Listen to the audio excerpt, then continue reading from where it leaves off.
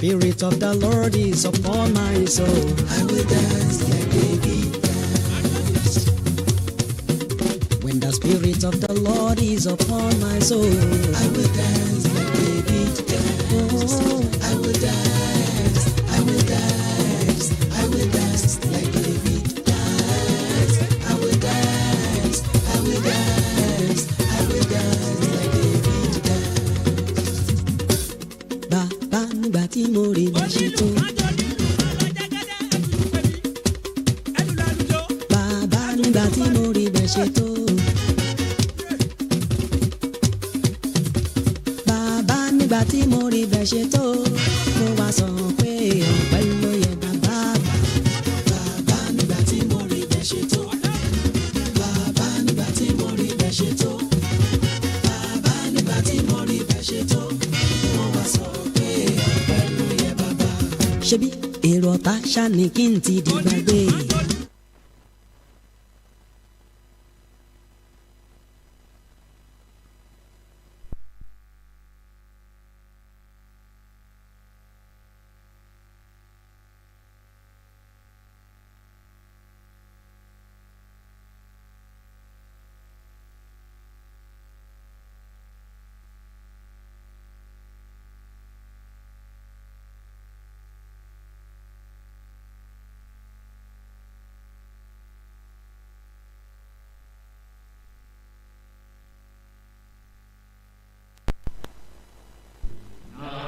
Nigeria, we hail thee, our own dear native land. Though tribe and tongue may differ, in brotherhood we stand. Nigerians old and proud to serve our sovereign motherland. Iṣẹ́ wa ni ẹ jẹ́ ká máa lépa, tẹ̀síwájú fọ̀pọ̀ ire àtòhun tó dára. Ọmọ òkàlìlé bọ́ sípò ẹ̀tọ́ rẹ̀. Ìwọ ni ìmọ́lẹ̀ gbogbo adúláwọ̀.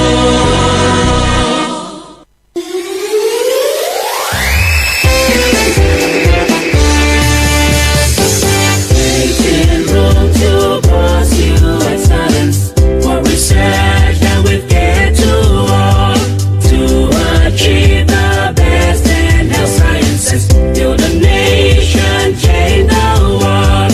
Touching lives and making impact in the nation is our goal. Touching lives and making impact is how we will grow. Unimed, giving all for a better tomorrow. Unimed, that's all else for a greater nation. Pathway to a healthy nation, protecting medical innovation and the benchmark in health education. Step by step in one accord. Touching lives and making impact in the nation is our goal. Touching lives and making impact is how we will grow. Unimed, giving all for a better tomorrow. Unimed, that's all else for a greater nation.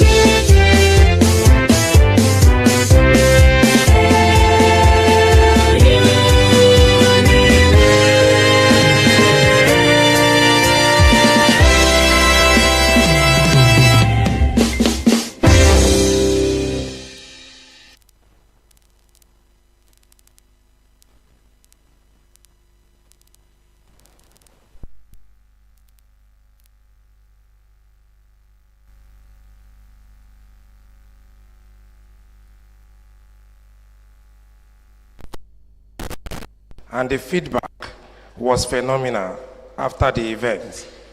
This is the second one. And I would like to commence this event with a thought-provoking question. And this question in particular goes to the students in the hall. And the question is this: what if the destination you will end with has nothing to do with the degree you are pursuing at the moment? Have you ever sat down to reflect on that? That is this where I'm going to end ultimately? And this brings to mind the story of a popular and highly successful young lady in Ibadan to mind. Deliberately, I'm traveling to Ibadan because for this event, we have invited the commissioner from Ibadan, from Oyo State. And Oyo State is known as the pay-setter state. They will tell you, Ajishebi Oyo Lanri, Oyo Kinshebi Baba Nikoko. And that will take me on a journey to that place to create a context for what we are here to do. Sometimes in 2021, I was working on a documentary on circular economy. And the documentary took me to the city of Ibadan to interview a young lady who converts pure water nylon into cloth and bags. She uses pure water nylon to produce cloth, to produce bags, to produce all sorts of things in Ibadan, saving the society from environmental nuisance that the nylons could have caused. I asked her a simple question, that what prompted you to be doing this? And she narrated her story to me, that she gained admission to the University of Ife, the one we call Obafemi Awolowo University. She entered for medicine. She spent about 7 years in medicine, but she could not finish. They transferred her from medicine to economics. She ended up finishing with a degree in economics, and not even a very good degree at the end of the day. She graduated with a third class in economics. And people thought all hope was lost for this young lady.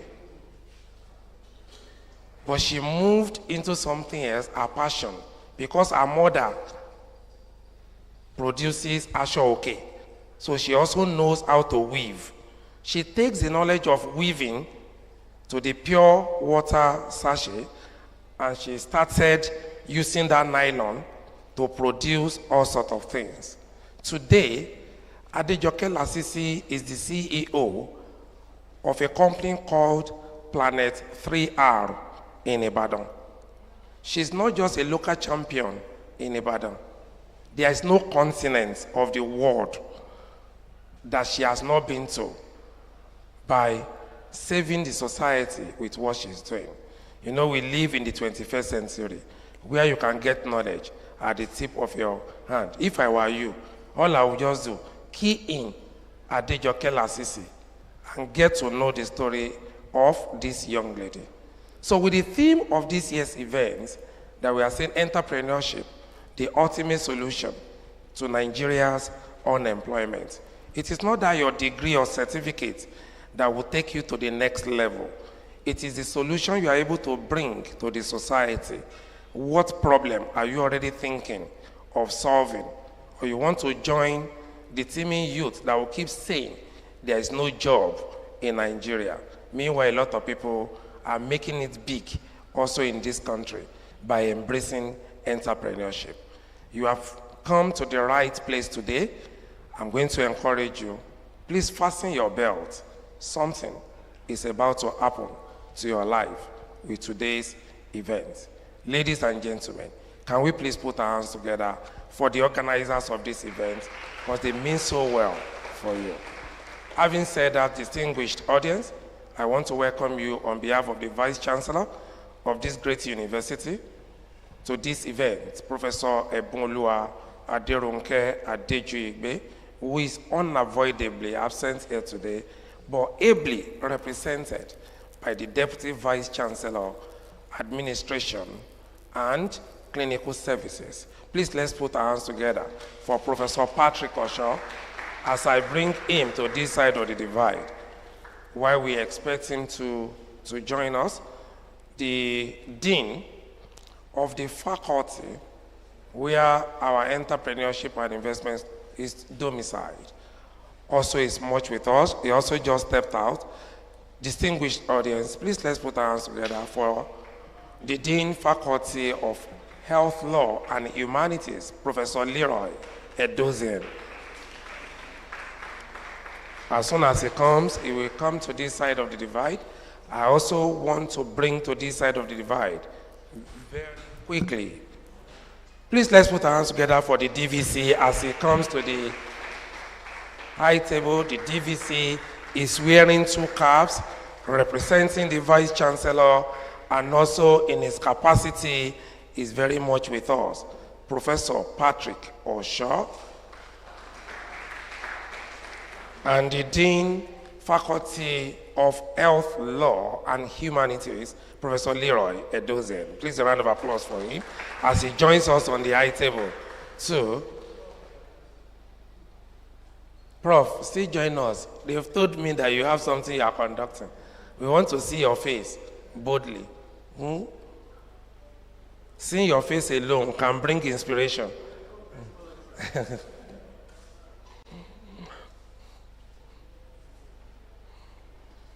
Oh, I now understand what he's trying to say. Ladies and gentlemen, there's no way you want to do entrepreneurship without having adequate knowledge. And how do you get knowledge? You get knowledge by reading. You get knowledge by traveling through books to different parts of the world. That is when inspiration can come to you. And we have the coordinator of the university library, an oversight on my part already. Please let's put our hands together for Dr. Biliamin Kpokpo Ola. I'm not sure that applause is for him. That should be for you. Thank you. I also have the singular honor to bring to this side of the divide our Baba that thinks entrepreneurship all the time. He thinks innovation. Even his air suggests innovation. Tell me another person in this hall that has the kind of air that he has. Any other person in this hall you can't find.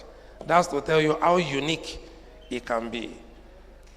The Dean Faculty of Medical Rehabilitation, Professor Wahab Owolawi. Please let's put our hands together for him.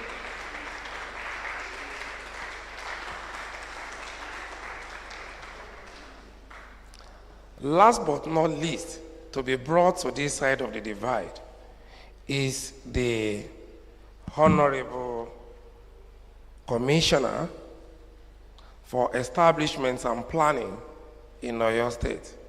I said something about Oyo State earlier. Oyo State is known as pay-setter state. They set pays in all areas. But I love it when they set pays in so many positive areas. I live in Ibadan, so I know how to praise an average Ibadan man, but I will not do that here today. Okay? The commissioner has sent in a powerful representative, somebody who can step into his shoes at any point in time.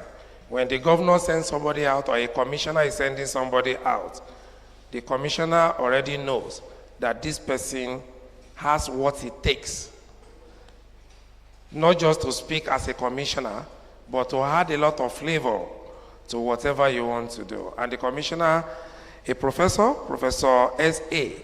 Adelabu, has graciously sent another erudite scholar to us today to represent him, all the way from the Federal University of Technology, Akure, representing the commissioner. Distinguished ladies and gentlemen, please let's put our hands together for Professor Obamui.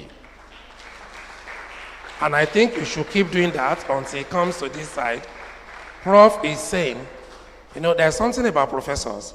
When they want to do any presentation, till the last minute.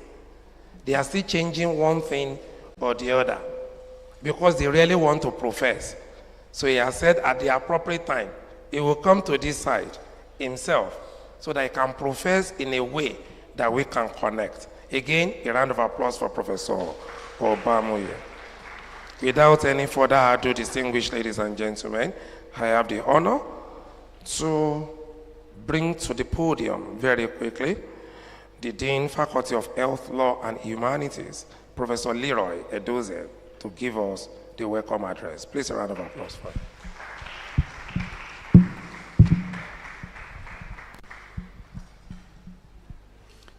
Vice Chancellor, sir, Library Coordinator, guest speaker,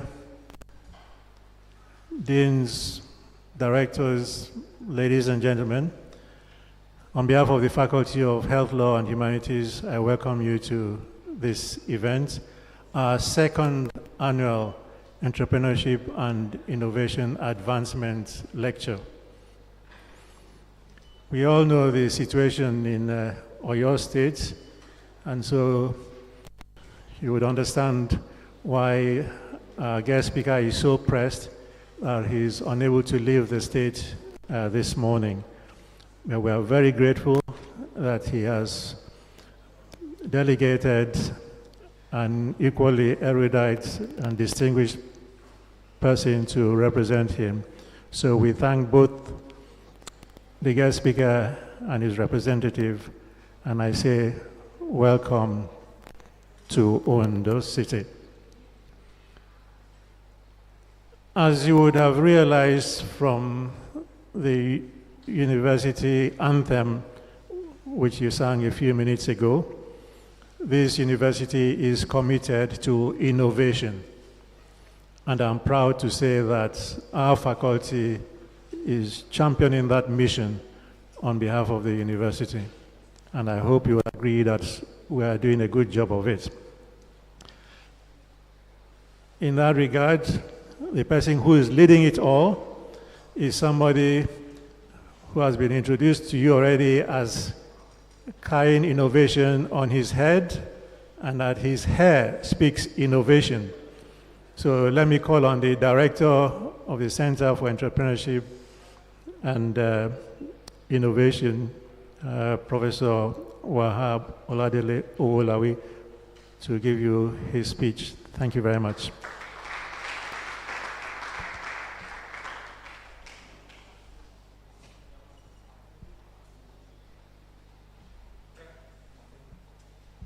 Thank you, sir.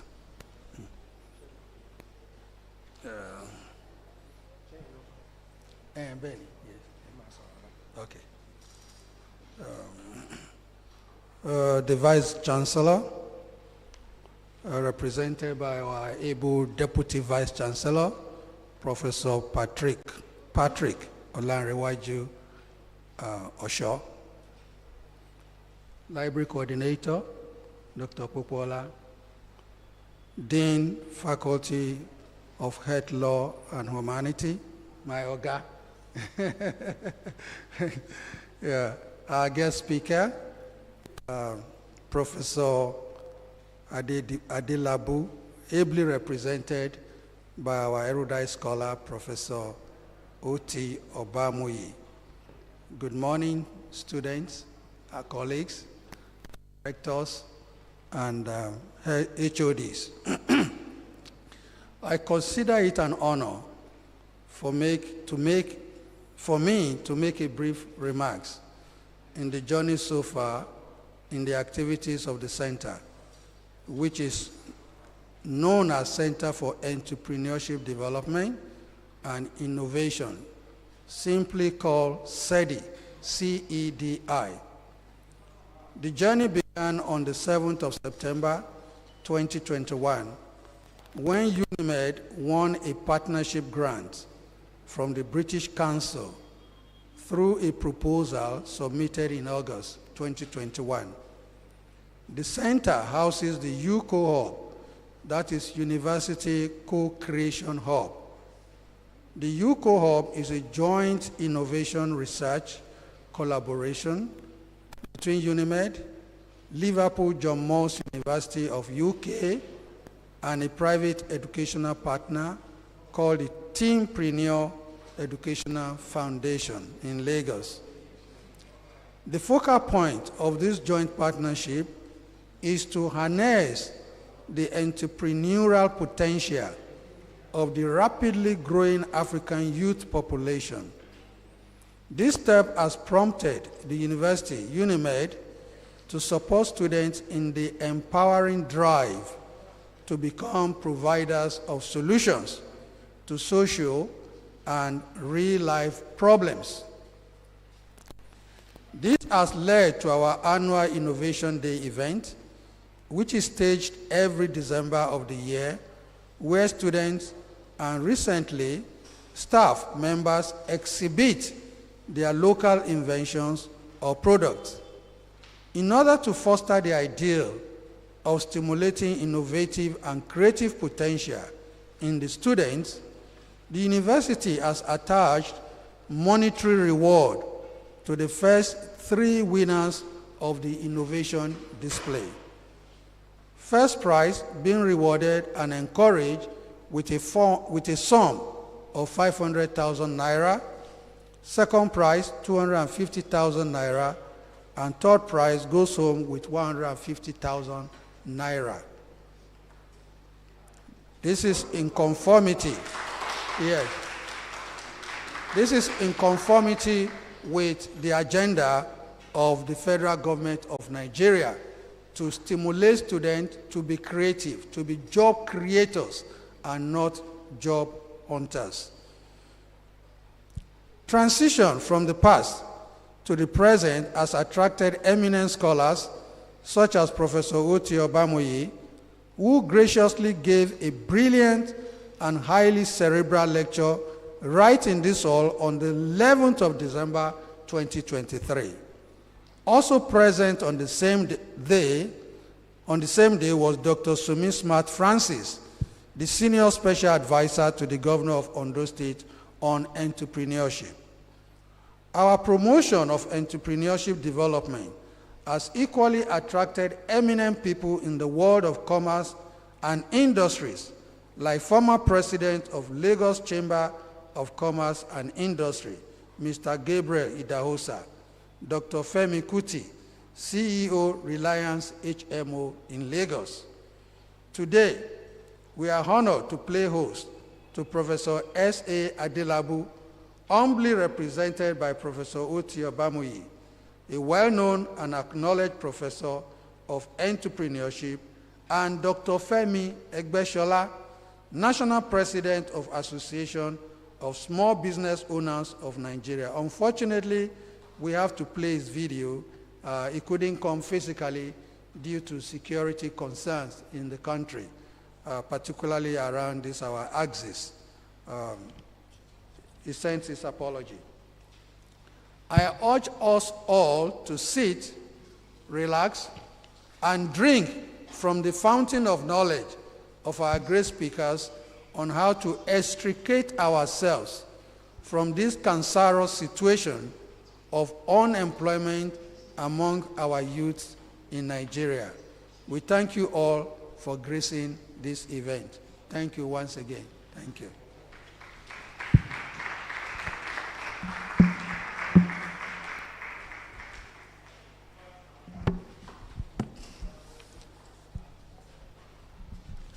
Please let's put our hands together one more time for Professor Owolawi. In a way, that speech has given us an insight into the essence of our gathering here today. That was a speech that took us back in history, how the whole thing started, and what we've been able to achieve through this annual event. It is not just an annual rite where we gather and then we talk. Impact has been made. And you have also heard that for job creators, a lot of juicy prizes are always in place for them. If I were you, I will begin to look around me and see what is one big problem that we are facing as a society, even within UNIMED. There are several problems every day that we encounter. And for such problems, we need solutions to them. And the people who prefer solutions will not come from the moon. The solutions will come from within us. Thank you very much once again, Prof, for that beautiful remark that you have just made. Ladies and gentlemen, this is one moment that will really set the tone for today's event. It is time for us to listen to the address of the Vice Chancellor, Professor Ebunoluwa Aderonke Adejuyigbe, Professor of Pediatrics and Child Health, fellow Nigerian Academy of Medicine, ably represented here this morning by the Deputy Vice Chancellor, Administration and Clinical Services. Ladies and gentlemen, with resounding applause, please let's welcome the Vice Chancellor of the University to give his address. I thought your applause would be more resounding. Thank you very much. Good morning, everybody. My boss, the Vice Chancellor, sends her greetings, and she wishes us the program a successful one. I'll be reading our address, and before I read, I want to appreciate our distinguished guest speaker,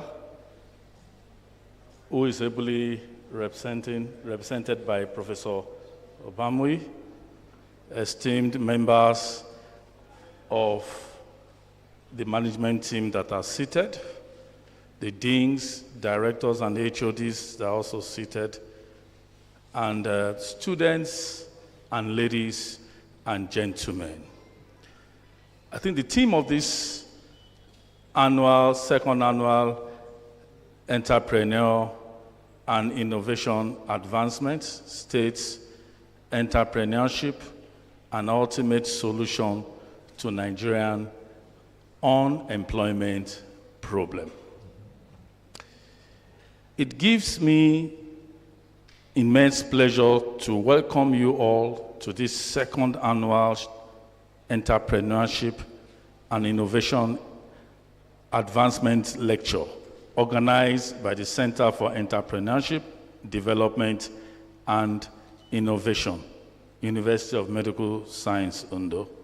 Today's lecture is particularly significant because it addresses one of the most pressing challenges confronting our nation: unemployment among the people.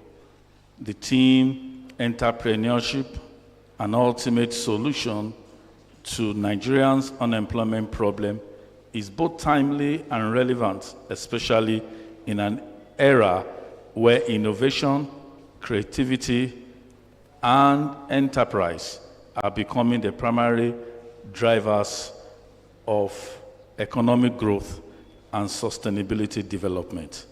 As a university, we recognize that the traditional model of education, which focuses solely on academic knowledge, is no longer sufficient. The reality of the 21st century demands graduates who are not only knowledgeable, but also innovative, entrepreneurship, adaptable, and capable of creating opportunities for themselves and others. This is understanding informed our commitment to entrepreneurship education and skill acquisition through the activities of the center and other practical learning initiatives. We seek to equip our students with the competency required to transform ideas into valuable business, create jobs, solve societal problems, and contribute meaningfully to national development.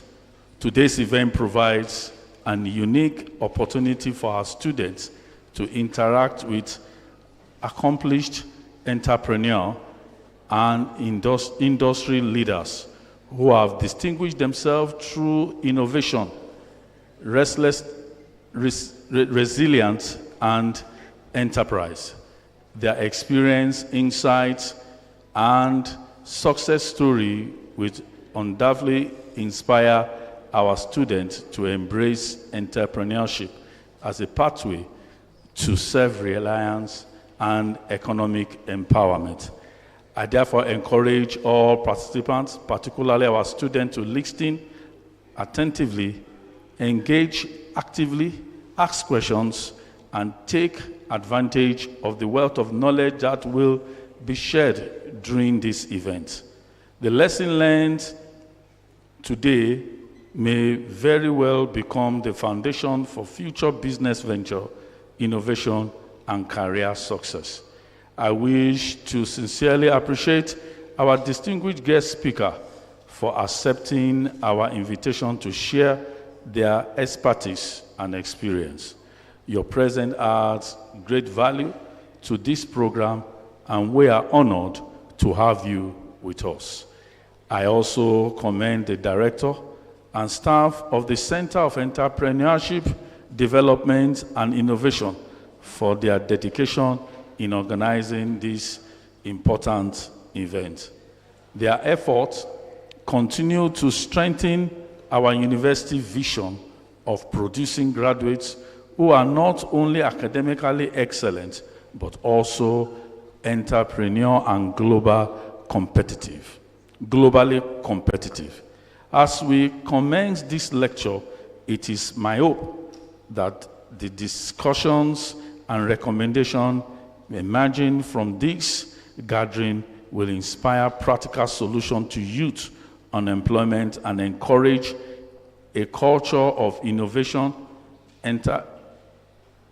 enterprise, and productivity among our students and wider society.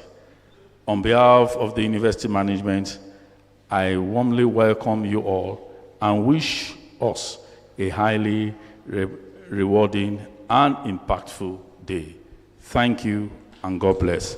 Professor Ebunluwa Adejuigbe. Thank you so much.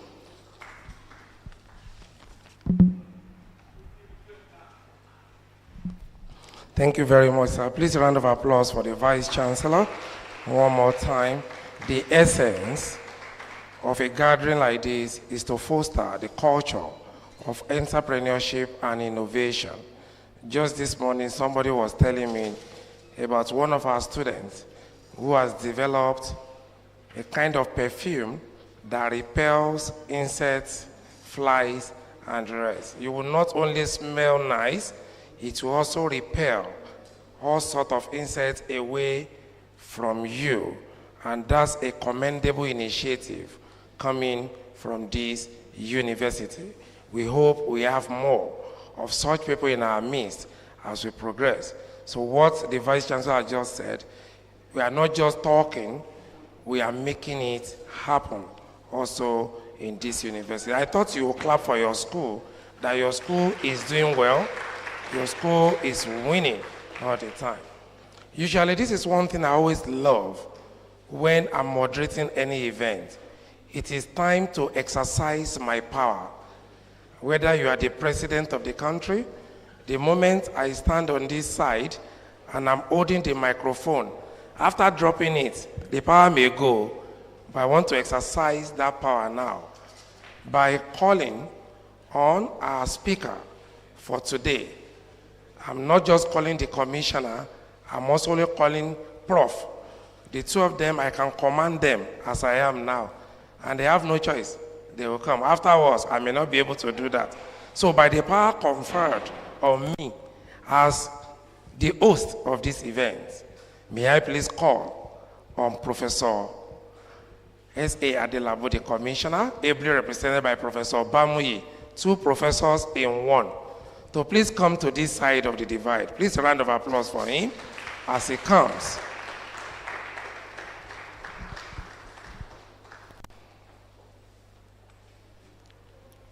And as the chief commander, I'll be commanding him a bit.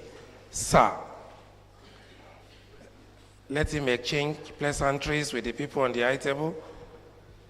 Thank you, sir. Sir, could you please come to this side? And please stand. You can see the power. I know some of you want that kind of power.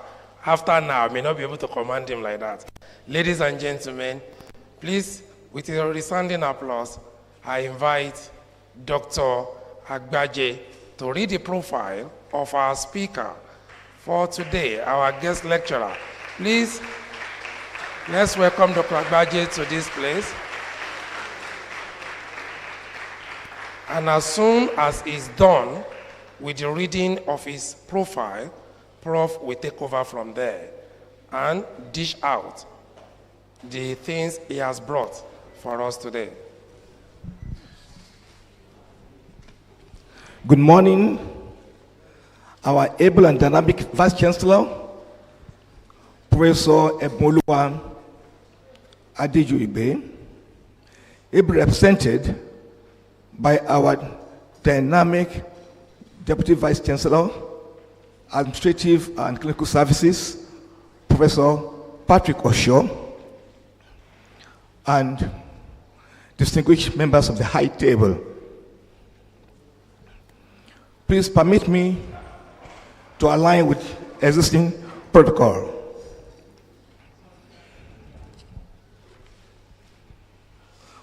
Professor Adelabu citation. Professor Adelabu, represented by Professor Obamui Oti. Professor Saliu Abdullahid Abdullabu and his PhD in management science with a specialization in public management from the prestigious University Utara, Malaysia, UUM. He holds 2 master's degrees, a Master of Business Administration, MBA, from the University of Ado-Ekiti, Nigeria, and an MSc in Islamic Finance and Banking from College University in Sanya, Malaysia. His academic foundation also includes a postgraduate diploma in public administration, PhD, from Kwara State Polytechnic, and a BSc in mathematics and education, 7th class upper division, from the University of Ilorin, Nigeria. A distinguished professional, Professor Adelabu is a member of numerous esteemed organizations, including the Malaysian Institute of Management, the Malaysian Institute of Corporate Governance, and the Teachers Registration Council of Nigeria.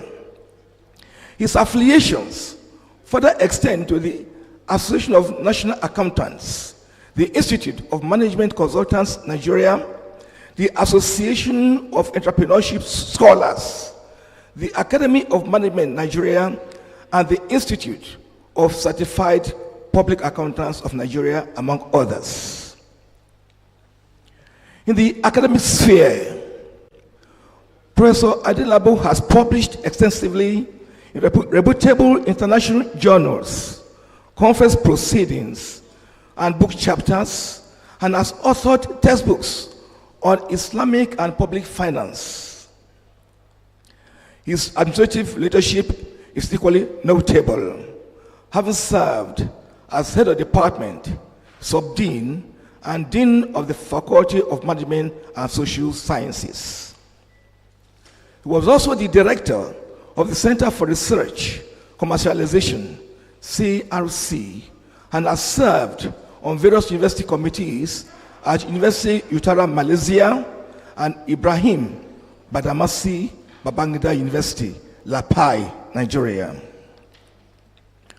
On the international stage, he is the adaptation team lead for Connected Learning for STEM, CL4 SEM, a project sponsored by the International Development Research Center, IDRC, spanning Nigeria, Tanzania, Bhutan, and India.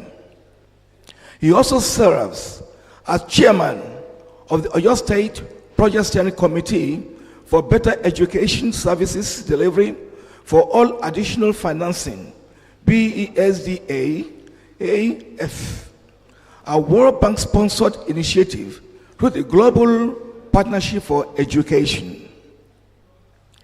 His technical expertise is vast, covering 21st century innovative teaching, digital survey tools, and global finance. He has undergone specialized training with the Virtual Institute for Capacity Building in Higher Education, VIC, BHE, the National Open University, NOUN, and the Advanced Digital Appreciation Program for Tertiary Institutions, ADA, PTI. His mastery of reflective teaching with information communication technology, RT, ICT, and the Teaching and Learning Styles Done Model, TLS, DTM, highlights his commitment to modern educational frameworks. Beyond academia, Professor Adelabu frequently serves as a resource person for the National Universities Commission, NUC, and the Tertiary Education Trust Fund, TED Fund. He's also a chartered management consultant and a principal partner at STM Consults. In the public sector, after serving as the Honorable Commissioner for Education, Science and Technology for Oyo State between 2023 and 2025, he currently holds the position of Honorable Commissioner for Establishments and Training in Oyo State. Please join me in welcoming an outstanding scholar, an accomplished administrator, an innovative pathfinder, a courageous trailblazer, a shining beacon of light, public servant of high distinction, and role model within the academic and professional communities, Professor Saliu Abdulwahid Adelabu, represented by Professor Obawi Ochi. Thank you.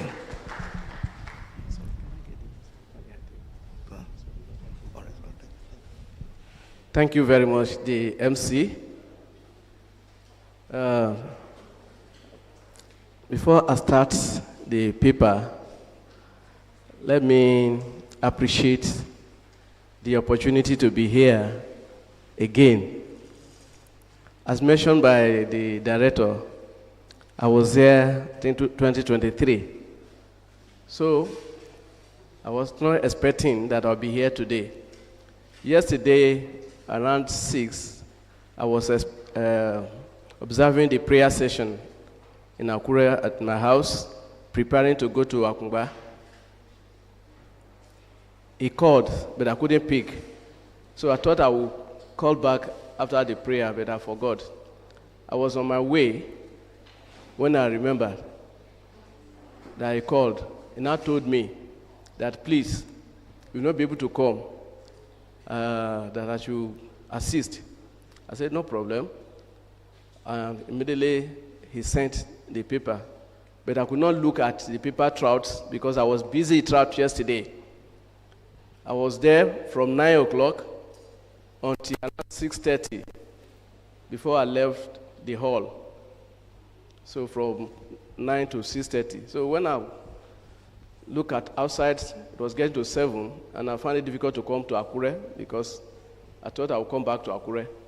So I went to guest house, and after several calls, I slept off. And I woke up this morning and said, I must get to this place. So while we were coming on the road and the driver was driving, it was then I was looking at the paper. So you just accept me, whatever I'm going to present, because even you can see that I was just adjusting some little things because I didn't have the time. But if I've gotten home today, I will have been able to look at the paper. But I know I will do my best and God will help me.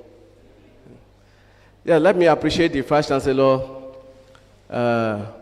ably represented by, the Deputy Vice Chancellor.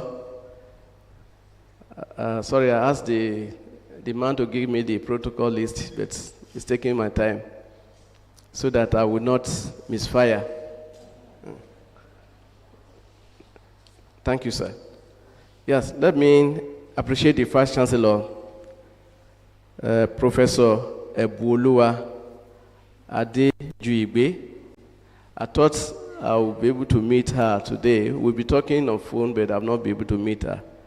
So, ably represented by Professor Patrick Oswald, the DVC admin and clinical service. Professor, I think, Lanre Edozie. Okay, yeah, Edozie. That's the Dean Faculty of Health, Law, and Humanities. I'm happy that you are gradually bringing law, either directly or indirectly, health law. Very soon, those of us in finance who want to have finance law or financial law, a department of financial law, so that it will be in Faculty of Law. We have our own. Because if you have health law, you can have financial law. So, and we have Professor Wahab Owolawi. That's my host for today, the Director Center for Entrepreneurship Development and Innovation. So, having said that, let us look at what he has asked me to do. He has given the outlines. Sorry, is this thing is not blocking? Okay. He has given the outline, introduction, unemployment crisis in Nigeria, entrepreneurship and innovation as a strategic response to unemployment, massive shift from job seeking to job creation, the role of digital innovation, and probably we'll look at some government initiatives. We will not be able to look at all of them. Sir, use this screen. Okay. Okay, actually, okay, that's better. Okay, that's better. Then, power of entrepreneurial success stories, policy recommendations. It's okay, it's okay, it's okay. Policy recommendations and way forward. Then we round up with concluding remark. Introduction. By way of introduction, we are just guessing that Nigerian population should be about 238 million because we are in an academic setting. I'm not sure we can say for certainty the number because the number that government will give to you will probably be different from the one that World Bank will be giving or some other. So we are just doing estimates. But the most important thing is that Africa has Nigeria as the most populous country. Africa's largest economy, fine. Huge natural resources, we say fine. Abi? Human capital everywhere, fine. But let's look at unemployment rate, 22.6%. I must tell you, this unemployment rate, this is the official. If you look at some data, they will tell you so much, 40, 50, etc. But we are trying to link to the official one. Under employment, 19.4%. Youth unemployment rate, actually, the real one should be about 42 to 53. The youth unemployment rate should be about 42 to 53. But sometimes government try to downplay some of those things. Then we have economic pressure, and we have insecurity. Why the second speaker could not make it here. So these are some of the problems that we are having in Africa's most populous country, in Africa's largest economy, in a country with huge human capital, huge natural resources. So we have these opportunities, but we also have the other one, what the economists we call resource costs. I'm sure we have some economists here. Resource costs. We have resources, but those resources have turned to be disadvantaged for us. We have oil. It has turned to be disadvantaged. Apology to the elders here. They will say, "Oh, my lero, what is shaking?" So now, for the entrepreneurship performance, we need to look at some factors that will enhance entrepreneurship performance. Macro-political foundation. What is happening to politics? Political stability or instability. If there's instability, it will affect negatively the entrepreneurship performance. If there's stability, then positively entrepreneurship performance will be affected. Then what are the political will? The political will. Our government, do they have political will? I have my farm, and some people are bringing their cattle to rear on my farm, and if I use my cutlass to kill them, they say, I've killed somebody. Can't the government have the political will and say, no, if you do that, if you graze on another person's land, you are going to be killed? We remember the case, one case that happened in the north. A guy that defended himself. When the man brought a gun, at the end he killed and said he has to be killed. So the political will, is it there to enhance entrepreneurship performance? Operational enablers. Talking about the environment, do we have the right environment to enhance entrepreneurship performance? What of the infrastructure?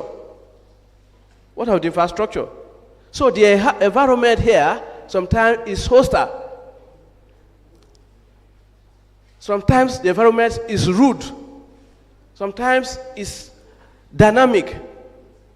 It's complex. So you cannot predict what will happen to entrepreneurship in the country. What of the market environment? Are we having sophisticated market environment? What happens to access to funds? Can you access funds at a cheap rate? And research has also shown that most of the time, women have access to small money. Women have access to small money for several reasons. One, women don't like taking loan. And we also discover in our studies that when women take loan, it's either they use the money to take care of the family. But when men take loan, you know what they use the money to do. And even some of the money, the loans taken by the women will end up in the hand of what? Of the man. So these are some of the problems that women entrepreneurship has in Nigeria. What of individual capacity? What level of skills do we have as entrepreneurs? What level of skills?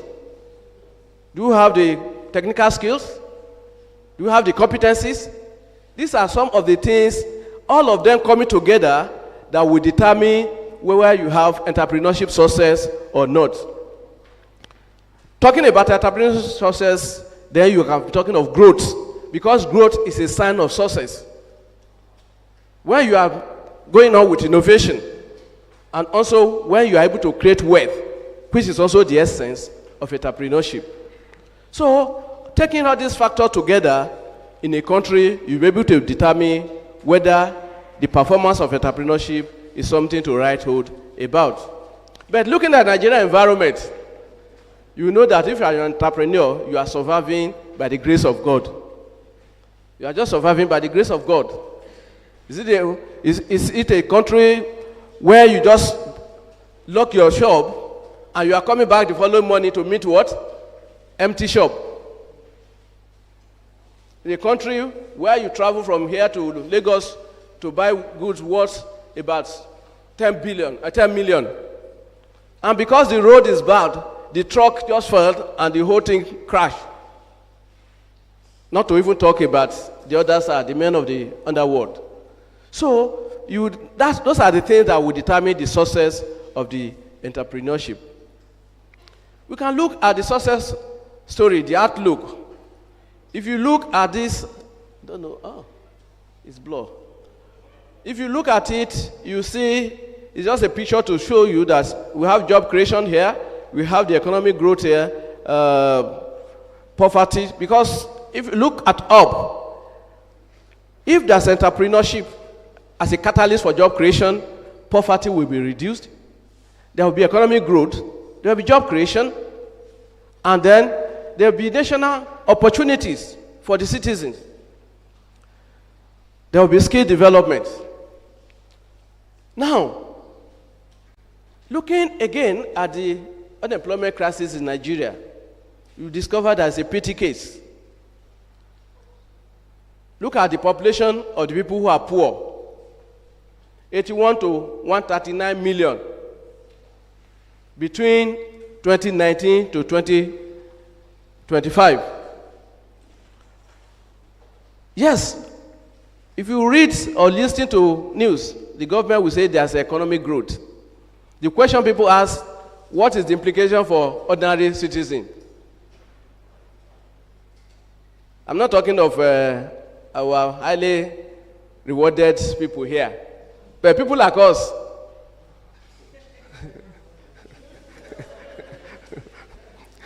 So, yes, economic growth, does it translate to poverty reduction?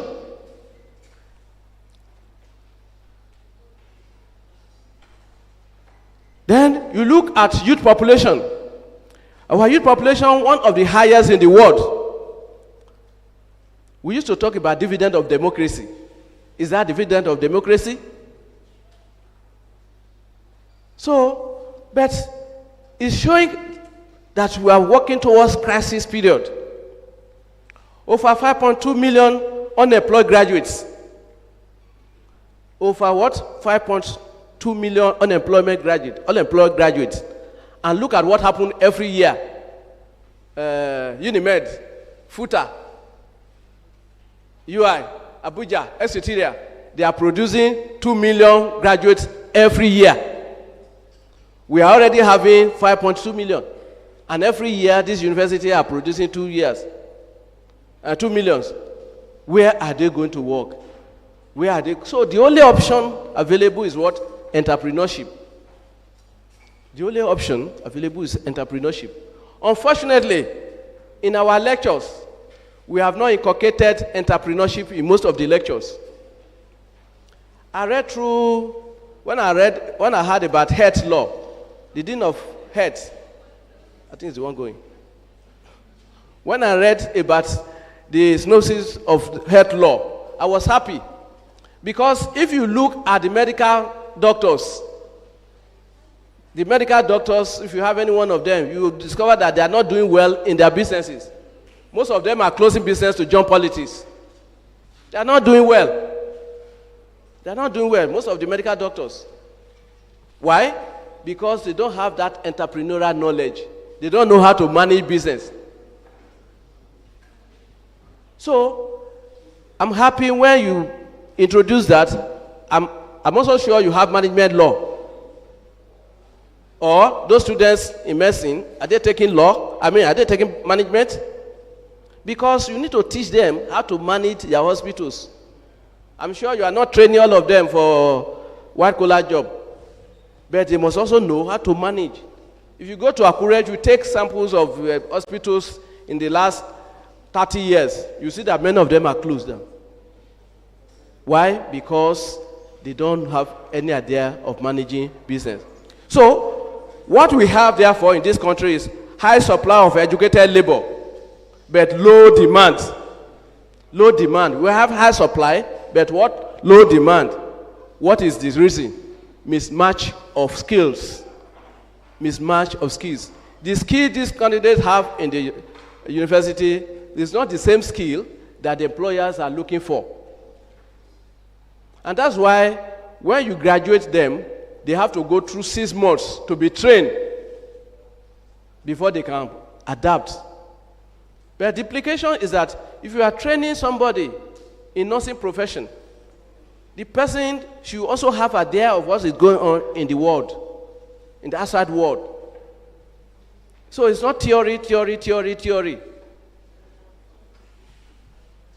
Let's go. So we're still looking at the unemployment crisis in Nigeria. This is a serious one, the Japa syndrome. The Japa syndrome. We know what's happening in Nigeria. Some people are very close to my house. I know of about 2-3 managers of banks. that just decided one day with the family and traveled outside. All of them are with duplexes. Some of them have sold their duplexes. You ask, if you get there, can you live a better life than what you live in here? But because most of the people had lost hope, believing that it will not be good. But for me, I know Nigeria will be better. So, do you claim that for yourself? So the Japa syndrome has created a lot of problems for the brains we have in Nigeria. Most of our doctors here, I'm not sure, that's what we call, I think the university should do something. Most of the doctors that graduated here, some 5 years ago, I think you have graduated to how many, sir? 4. Yes. Out of the 4, how many of them are within the country? How many of them have left? So you should do that so that you'll be able to know how to reorientate some of them. But I'm sure not less than 20% must have left this country. So are we training for outside? And because Nigerians are generous, when we get there, we will shine. Why? Because of environmental factor. Go to the hospital here, no equipment. Thank God for the AI that is helping our doctors now in Nigeria, some of the doctors. One of the professors in Futa those days, he said he went to, that time AI has not been so useful in Nigeria. So he went to the young doctor, a copper, and while the copper was asking the man, what happened, sir? What is wrong? So he was pressing the phone, looking at the AI to see what it's going to do. And the man said, you are going to use this to prescribe drug. I just drew his file. Give me my file. And the man left. But I know nowadays, almost all doctors are doing that. I'm not too sure, but almost. Thank you very much, sir. So, we said, brethren, loss of national development. Women unemployment, 7.8%. Employment accessibility barriers for women. Most of the time, women are disadvantaged in seeking white-collar job, especially some areas that have been regarded as male-dominated arena. You know, not until recently, you can hardly find a woman as vice chancellor. You are very, very lucky here, just like Futa. You are very, very lucky because they believe that it's only man that is tough to handle that pressure. That's not true. That's not true. Huh? You see, we did a study. We look at the character of men. We look at the character of women. And we discover that we have some area where women will excel over men. So, but for a reason best known, especially in Nigeria, women are discriminated most time in white-collar job. So, over 39 million SMEs, women own 39% of the businesses, which is also greater than the global average of 34%. So, women in Nigeria have 39% of the businesses here, and the global average is just 34%. So, above the global average. So, women, will you clap for yourself? Now, let's look at entrepreneurship and innovation as a strategy for solving unemployment problem. Here we are going to look at some theories, but we may not dwell so much about those theories. Some Peterian entrepreneurship theory. This is a theory by one of the founders of economics, who also is a founder of entrepreneurship. He's saying that entrepreneurship will disrupt activities, because entrepreneurship will allow you to create new business, new products, will enable you to create new environment so that it will destroy the existing market. For example, if you look at the phone we are using before, I remember when I was in university, we will only have access to phone through my landlord. And you know that phone, they will turn it like this. So when I'm at my house, they will call you, somebody is calling. But now, that market has been disrupted. So that is the essence of this theory. Now we look at another theory, which we call knowledge-based view. It says knowledge is source for achieving competitive advantage. The intention here is that it's emphasizing education, training, that for you to excel as an entrepreneur, you must be trained and you must have access to what? Information. So as entrepreneur, you must have access to information, you must be trained, and you must be educated.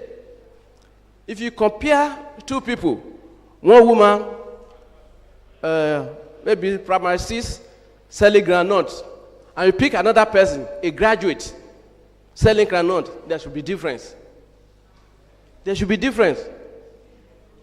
One, there will be difference in profitability because the woman don't know the difference between income and expenses. Whatever the woman has at the end of the day is what she has made. But for educated person, we know that this is income, this is expenses. And more so, if you are school, like economics, you will not behave like an accountant. If you have accountant here, sorry. You know, accountants, in terms of business, they are always one way. Accountant will say, profit is the difference between revenue and cost. One way. And that's why we say accountants are conservative. But an economist will say, no, you are not correct, sir. What of the opportunity cost? If this woman is not selling groundnut, it will be engaged somewhere and will be getting money. So an economist, therefore, will say, for us to determine profit, we say revenue minus cost minus what? Opportunity cost. My mother who is sitting here, if he's not here, he'll be doing business somewhere. He might even make more money than what he's getting here. That's the opportunity cost. The alternative forgone. So, but if you have access to education, you have access to the right training, you're able to determine what you are going to do. So knowledge, that's what this one is talking about. Well, I won't talk much about theory, but let me go to the last one, the refugee and computer effects. We have two theories here, or pronouncements. The refugee theory is saying that unemployment pushes individual into entrepreneurship. In other words, most of the people that are doing businesses is because they have no job. That's what we're saying. In other words, they are pushed into it. That's the push theory. But some people is saying no. Entrepreneurship is driven by opportunity recognition. That you are going into that business because you have recognized an opportunity, before you know you have the skill. So you have what we call in entrepreneurship the pull and the push factor. Those who have no alternative will be pushed to it. Somebody who has not gotten a job, who don't have more money, you just you are pushed into it. But we have some people, it's passion. Come back on the I like to have what do you call it? This cleaning something. So that is the opportunity. So you can either be pushed into it, or you are what? You are pulled into it by recognizing opportunity. So the mindset, our mindset as entrepreneur must shift from job seeking to job creation. Why? Because the labor market too small for expanding labor supply. The labor market is too small. So we must change our mindset. Because also, entrepreneurship is seen as a panacea. And graduates should be regarded as job creators, not job seekers. Graduates should be regarded as what? Job creators and not job seekers. I remember in Futa, there's one guy, I won't mention the name. The guy was working with with one organization. They were supplying computers. So later, thank you, man. Later, the guy came that he wanted to be employed as a clerk. I think he has HND then or ND. A clerk or laboratory attendance. But the university was so slow in employing him. Later, the guy was supplying small on his own, leaving his Oga on. When Oga said go and do his own. After some time, the guy told the Oga that I'm not working with you because he was getting millions in Futa. The Oga wrote to Futa, no, don't give him job. Said, well, individuals have right to take job. Today, I can tell you, that guy can pay 10 professors and still have money monthly. Somebody who was looking for a clerical job, today he can pay conveniently he can pay 10 professors and still have something left. So, because as a graduate, you must be thinking very fast. While I was doing our MBA, sorry, I don't know how many times I have left to. Okay, while I was doing my MBA, the man that taught us, the man said there's this slogan, that as MBA graduates, your brain must be thinking all the time. So he gave us a slogan. He said, Atamahi. And we asked, what's the meaning, sir? He said, Atamahi means that whatever you are doing, you must think, and whatever you use in the company, you must ask who must to pay for it. So when we say our classmate now, somebody will say Atamahi, that is, I have my brain. But somebody will say who must to pay. Now, if you are working in an organization, you want to take a paper, the university paper, to write personal thing. That means the question is, who must to pay for that?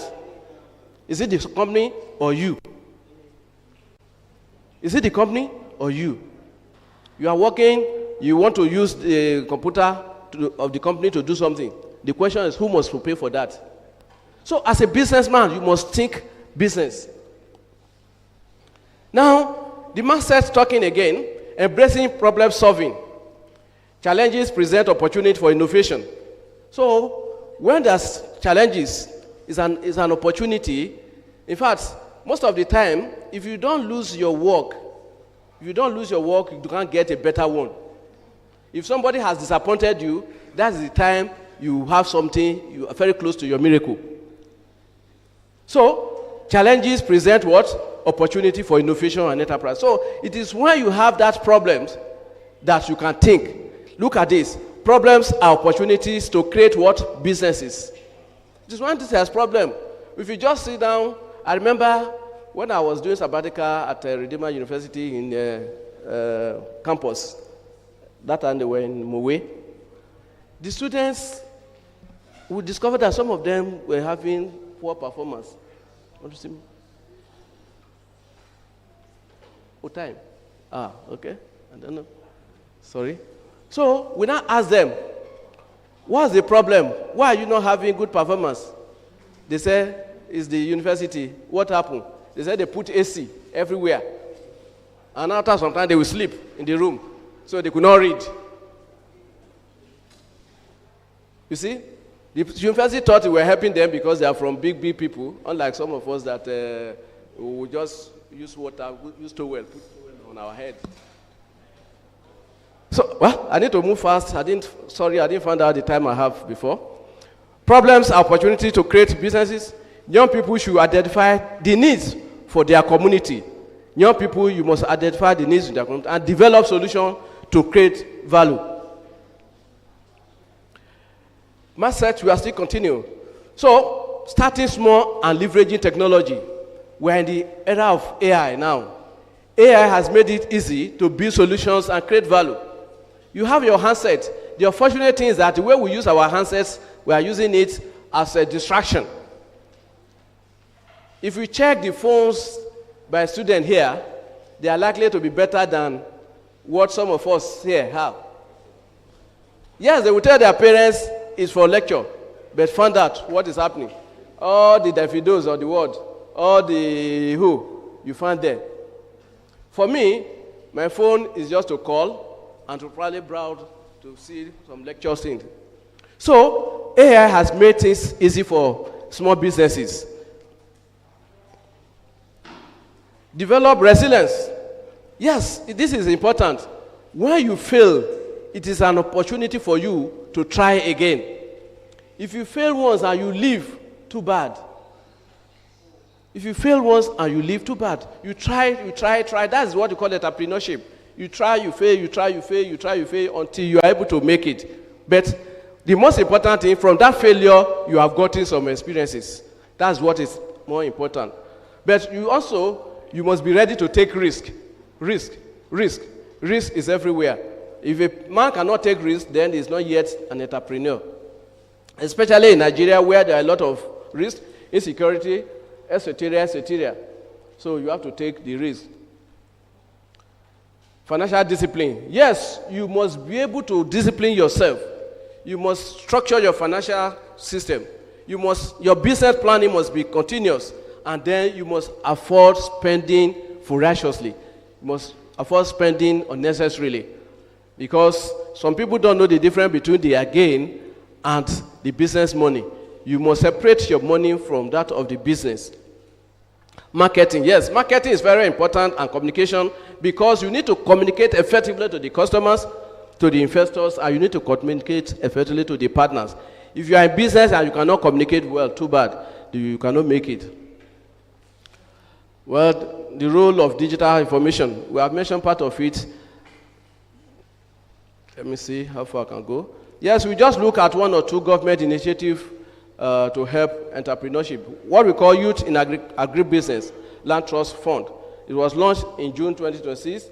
The essence is to expand access to land for young people, to boost food security, reducing unemployment, etc. Currently, the program is about to train 6 million Nigerian youths in agribusiness over 3 years. Then it has the potential to address unemployment and food shortages in Nigeria. So some of us can key into that program. If you Google, you can key into that program.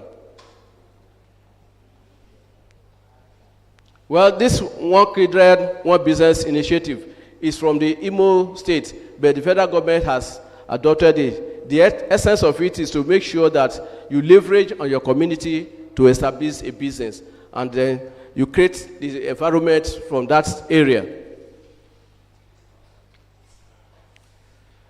Policy recommendation. Simplify the regulatory environment. The government should simplify the regulatory environment. In other words, reducing the administrative bodies. In Nigeria, before you can start your business, there are a lot of administrative bodies which has to be reduced. You have to comply with some of the rules, then a lot of cost. You are going to be your sole administrator, you are going to provide your water, provide your electricity. So there are a lot of, and there are some bottlenecks. So government should make the environment friendly so that people can engage in business. Yeah, more importantly, access to finance. But we are making mistakes, and I will round up in the next 2 minutes. We are making mistakes. When somebody wants to start business, it thinks that money is the first thing. Money is the last thing if you want to start business. That's why you see your brother or your sister from the village will call you, Daddy, I want to start a business. They will say, that is good, that's good. And you ask, what type of business? The next question, the next thing will tell you that, if I see money, I know what I will do. No, you have never arrived. I won't give you anything. But tell me, you have seen a business, you want to do this, so. And then the next question, well, how much? Is it 2 million? Okay. Then I can now see what I can bet. If I see money, I will think, no, if you see that money, I can lose you. So that's the thing. So you must have access to lending. Well, I'm about rounding up. In fact, this is also important, infrastructure. Government should prioritize investment in infrastructure, electricity, roads, digital connectivity. All these things are important because, one, they will increase efficiency, and then they will reduce the cost of doing business. If you are to do the borehole yourself, you have to buy diesel. You don't have much diesel now, then the cost of operation. And that's why you see many of them reducing the number of staff they have. Then, more importantly, digital literacy.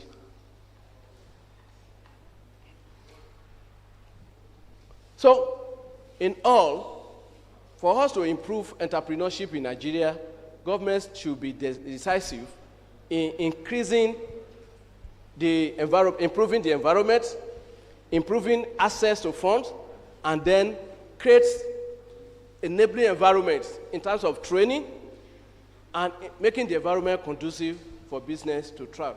Thank you very much. Sorry for taking more of your time. Distinguished ladies and gentlemen, please a round of applause for Professor Obama. That was beautifully done. He was so methodical in the way he did the presentation, tracing the history of unemployment crisis so that our eyes could be opened to some challenges in our society. He moved on to give us the different initiatives that government has equally put in place despite the challenges that may be confronting us in embracing entrepreneurship. And the recommendations are simply apt. They are straight to the point, encouraging us to embrace digital literacy. And what sounded most striking for me as a person, and I think we should all hold on to that, is the fact that starting a business, creating any initiative, that it is not money first, which is the challenge that majority of us face. I have this beautiful idea, I don't have money. I always tell people it is only fools that will give you their money to go and experiment with that your idea. Idea first. And maybe with the permission of the speaker, I want to tell you what idea actually suggests so that you can take that one home. Maybe you'll be able to solve some of our problems. Can you write the word idea down before you come back to clap for Prof? Very awesome presentation. The I in your idea suggests intelligently. The D means developed. The E means environmentally. And the A there suggests applicable. Again, I suggest intelligently, D suggests developed, E environmentally, A applicable. When you come up with any concept and it fits into this, simply you can attract money from anyone. It suggests intelligently developed and environmentally applicable. Do they need the problem you want to solve? That need, that solution you are bringing about, who are the people that need it? Now, what we do in entrepreneurship, we sit on two things. It's either you are meeting the needs of the people, or you are also taking advantage of their wants. But I won't say more than that. People will give you money. Government will release money when you do a business plan on that. Please, for the commissioner that has been represented here by an erudite scholar, may I crave your indulgence to please celebrate the commissioner and Professor Bamuyi, who has come to represent. You are doing that while you are sitting. Don't sit down to celebrate them. It came from is Ibadan Akure combined that have come to train us. Please, let's appreciate them. If you don't have money to give them, we should be able to do this. Thank you. The Lord Almighty will honor you. Please be seated. Prof, there is a tradition we have in this school. We believe strongly that no prophet must come to our school and go empty-handed. We don't allow that. You have prophesied. You have spoken like a professor. You have spoken like a pastor. You have spoken like a businessman. We may not have so much to give you, but we believe symbolically we need to appreciate the commissioner and also appreciate you for a job well done. May I call on the Vice Chancellor, Professor Ebolu Adejuigbe, represented by the DVC Administration and Clinical Services, Professor Shaw, to do us the honor of presenting what we have to the commissioner.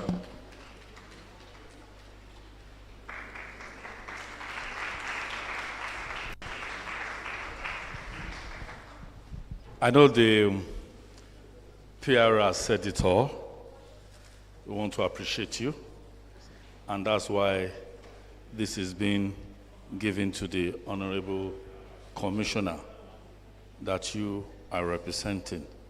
This award of excellence is being presented to Professor S.A. Adilabu, the guest lecturer at this second annual Entrepreneurship, Innovation and Advancement Lecture from the University of Medical Sciences, Ondo, in this second 24th day of June. So thank you very much, and God bless. Our greetings to him.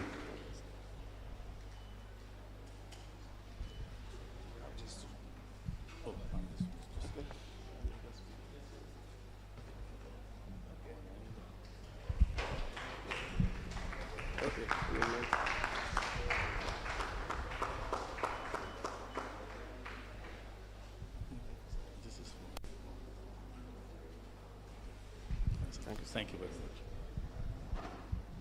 All right, thank you very much. Please let's put our hands together for the Vice Chancellor for a job well done.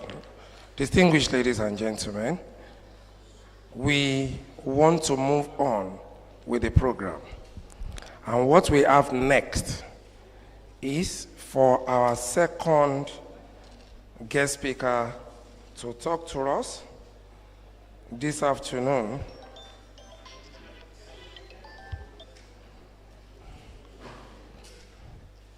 For our second guest speaker to talk to us this afternoon, the Honorable Commissioner actually preached digital literacy. And we want to demonstrate that at this point, our speaker is not with us physically, and what he has done also is somewhat innovative. He's with us online. For Q&A, we are going to allow people to ask one or two questions later on, particularly when he is done with his presentation. But what he has done for us this afternoon is that he has recorded the speech, the presentation. We are going to watch this presentation. If time permits, we allow him to say one or two things to us from online. But before that, so that we know the person who is talking to us, I have his brief profile on my phone, and I've got to use my glasses to read it. Brief profile of Dr. Femi Egbeshola. Dr. Olufemi Egbeshola is a visionary entrepreneur, scholar, business leader, and one of Nigeria's foremost advocates for nano, micro, small, and medium enterprises, NMSMEs. With over 2 decades of dedicated service to entrepreneurship development, he has empowered thousands of entrepreneurs, shaped enterprise policy, and built sustainable business ecosystems that foster inclusive economic growth. He is the founder and CEO of Visions Connect Limited, a leading enterprise development and consulting firm that has provided strategic support, capacity building, and mentorship to SMEs across Nigeria. He also founded the School of Entrepreneurial Development Studies, a private institution focused on nurturing business skills and innovation among aspiring entrepreneurs. Dr. Egbeshola has served in various capacities in this country, and he has been on the boards of several organizations in Nigeria. Indeed, he is the National President, Association of Small Business Owners of Nigeria, representing over 70,000 members across 32 states. Over the years, his outstanding contributions to enterprise development, youth empowerment, and economic transformation have earned him multiple national and international awards, recognizing him as a transformative leader and tireless chairperson, a tireless champion of entrepreneurship in Nigeria and across Africa. Distinguished ladies and gentlemen, please let's put our hands together for Dr. Egbeshola as we listen to his presentation. Thank you.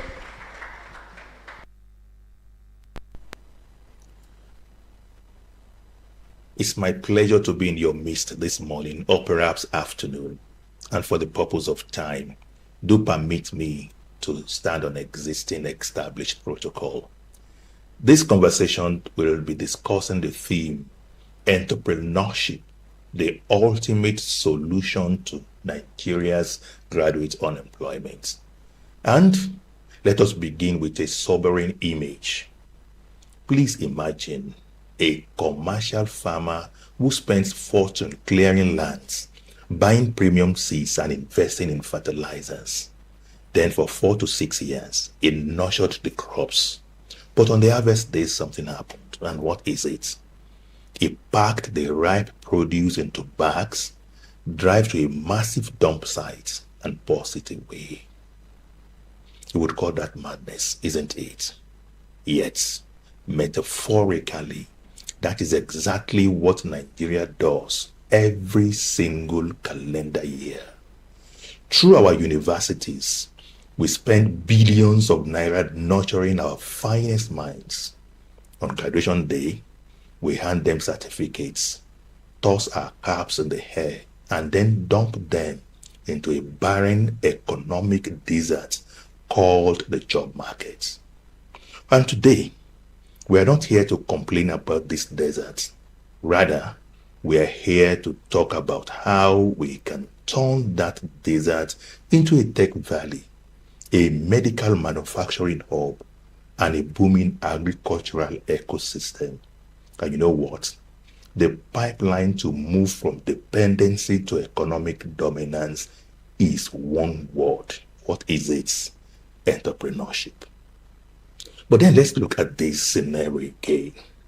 According to the United Nations, the Nigerian population is booming, and it is predicted that by 2050, our population will hit 400 million people. When this happens, it means we are going to need more houses, we will need more food, we will need more health facility, we will need many other things, but more importantly, there will be lesser job because there will be more people to compete for the job. That data also says 60% of the population then will be under the age of 30. You can imagine if so many are jobless at that time because of the blooming population. So my message today is direct. And what is it? Job seeking is a structural dead end for a growing population like ours. Under the system we are in, entrepreneurship is no longer an alternative career path. It is the ultimate non-negotiable solution to Nigeria's graduates' unemployment crisis. That is it. Now, to understand our plight, let us look globally and at the same time come back home to Nigeria. According to the International Labour Organization, ILO, global youth unemployment rate hovers around 13%. However, developed nations solve this through entrepreneurship and intrapreneurship. I hope you understand what intrapreneurship is. They also spend a lot on corporate R&D.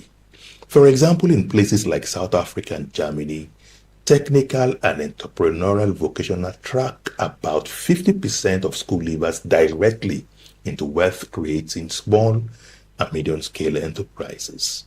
But then, what is the situation in Nigeria? Let's look at home. We must confront our data with brutal honesty. Nigerian youth population represents our greatest assets. Yet, unemployment and underemployment among young graduates remains stubbornly high, stretching over 40% of the various subsector.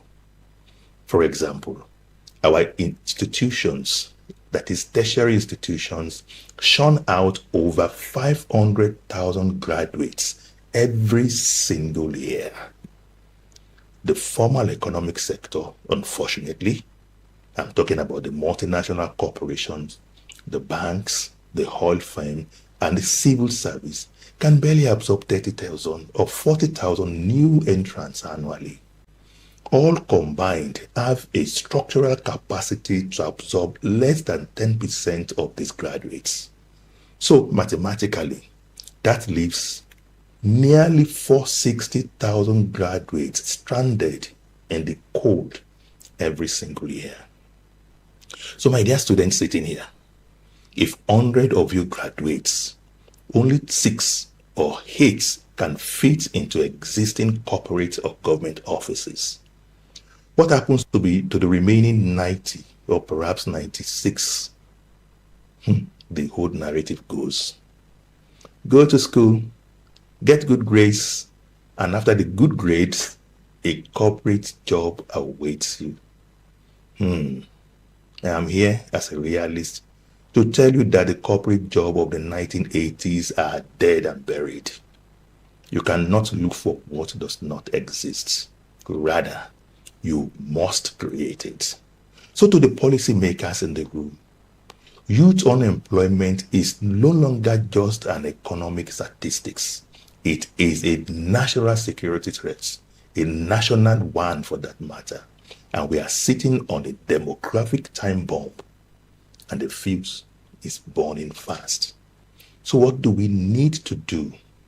We need to begin to go to shift our mindset from what it used to be to what it should be.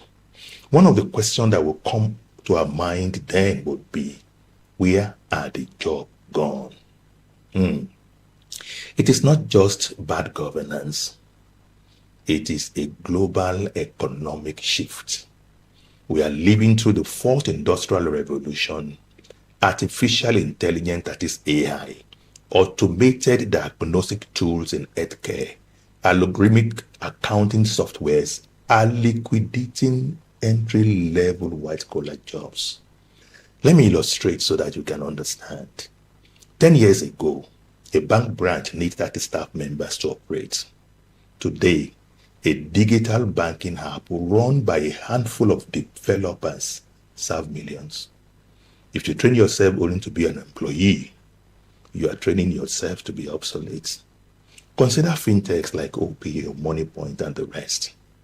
In a small office, just one building, they serve millions, tens of millions of customers across the country.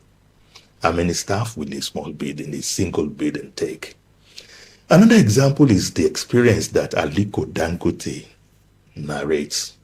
He said he had a vast land somewhere around the north, and he employed over 400 people to monitor the farmland. What's their work?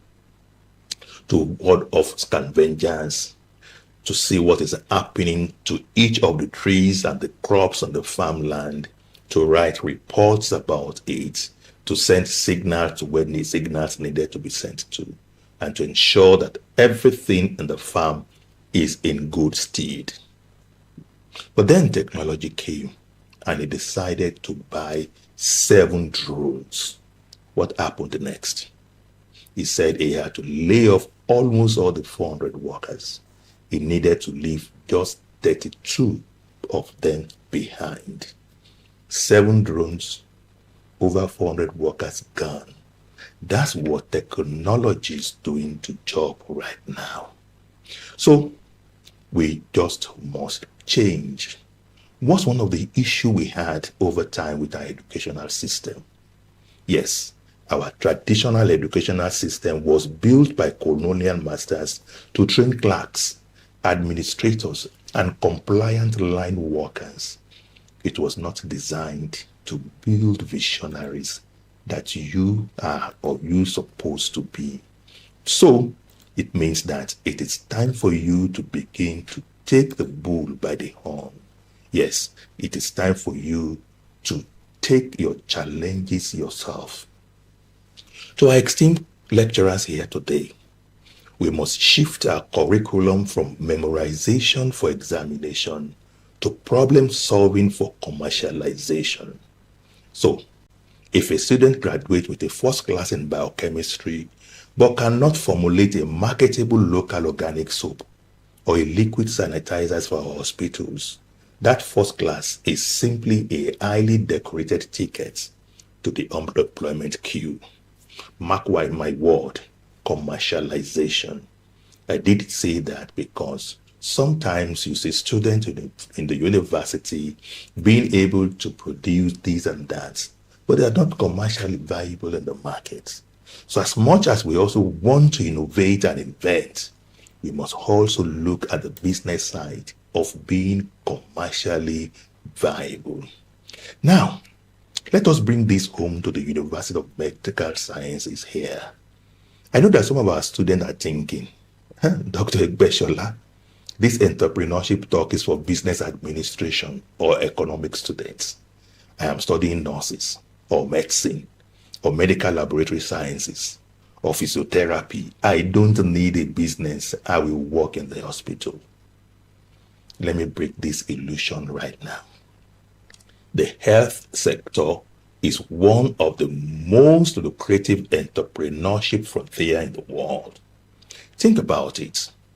Every time a hospital imports a disposable syringe, a surgical gown, a diagnostic test kit, or a local herbal supplement, we are exporting our jobs, that is Nigerian jobs, to India, to China, and to Europe.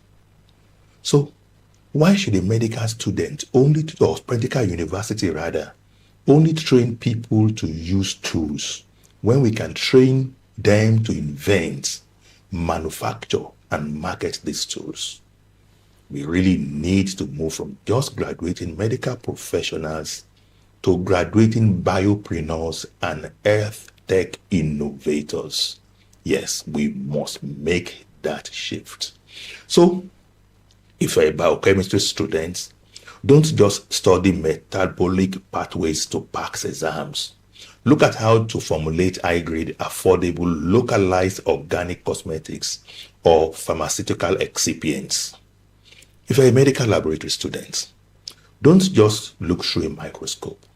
Look at the logistics of diagnostic testing in rural communities and build a business model around mobile diagnostics. That is how you turn your certificates into an economic engine. Now, let us move from theory. Let us show ourselves how entrepreneurship solves this practically using verifiable local and global case studies. Yes, let me prove to you that this is not an impossible dream. Let's look at our young, ordinary Nigerians who refuse to accept the script of unemployment. And I'm going to give you a few case studies. The first one is Temi Giwa Tubosu. She saw a horrific systemic problem in Nigeria. And what is it? Patients dying in hospitals because blood banks couldn't deliver matching blood types on time during emergencies. She didn't wait for the Ministry of Health to fix it. She founded what is called Life Bank, a data and technology-driven logistic companies. So what does Life Bank do? It uses mobile app, drones, and chilled motorbikes to discover and deliver blood, oxygen, and medical supplies to hospital in record time. Today, Life Bank has saved thousands of lives, raised millions of dollars in investments, and employs hundreds of young Nigerian graduates. She took a medical tragedy and turned it into an entrepreneurial triumph. The second we are going to consider is a guy known as Ola Brown, popularly known as Ore Kunri, a Nigerian medical doctor. She recognized a massive gap in our healthcare system. And what is it? Trauma patients dying because they could not access tertiary healthcare facility fast enough across Nigeria's vast geography. She did not sit down waiting for a residency job at government hospital. She found what is known as Flying Doctors Nigeria, and is the first air ambulance service in West Africa. She merged medicine with logistics and aviation, creating a multi-million-dollar business that employs doctors, pilots, nurses, marketers, tech developers, and what do you call that? Entrepreneurial medicine. Let's again look at another example, and that is of Shola Ladoja. He noticed Nigerian import massive amount of food despite having vast arable land. So what did he do? He quit his corporate path to study and start what is called Simply Green Limited. It's a fully mechanized organic agricultural farm. He noticed that high-end restaurants and hotels in Lagos were importing salad and herbs from Europe. So he decided to grow them locally using greenhouse technology. Today, he isn't just a farmer.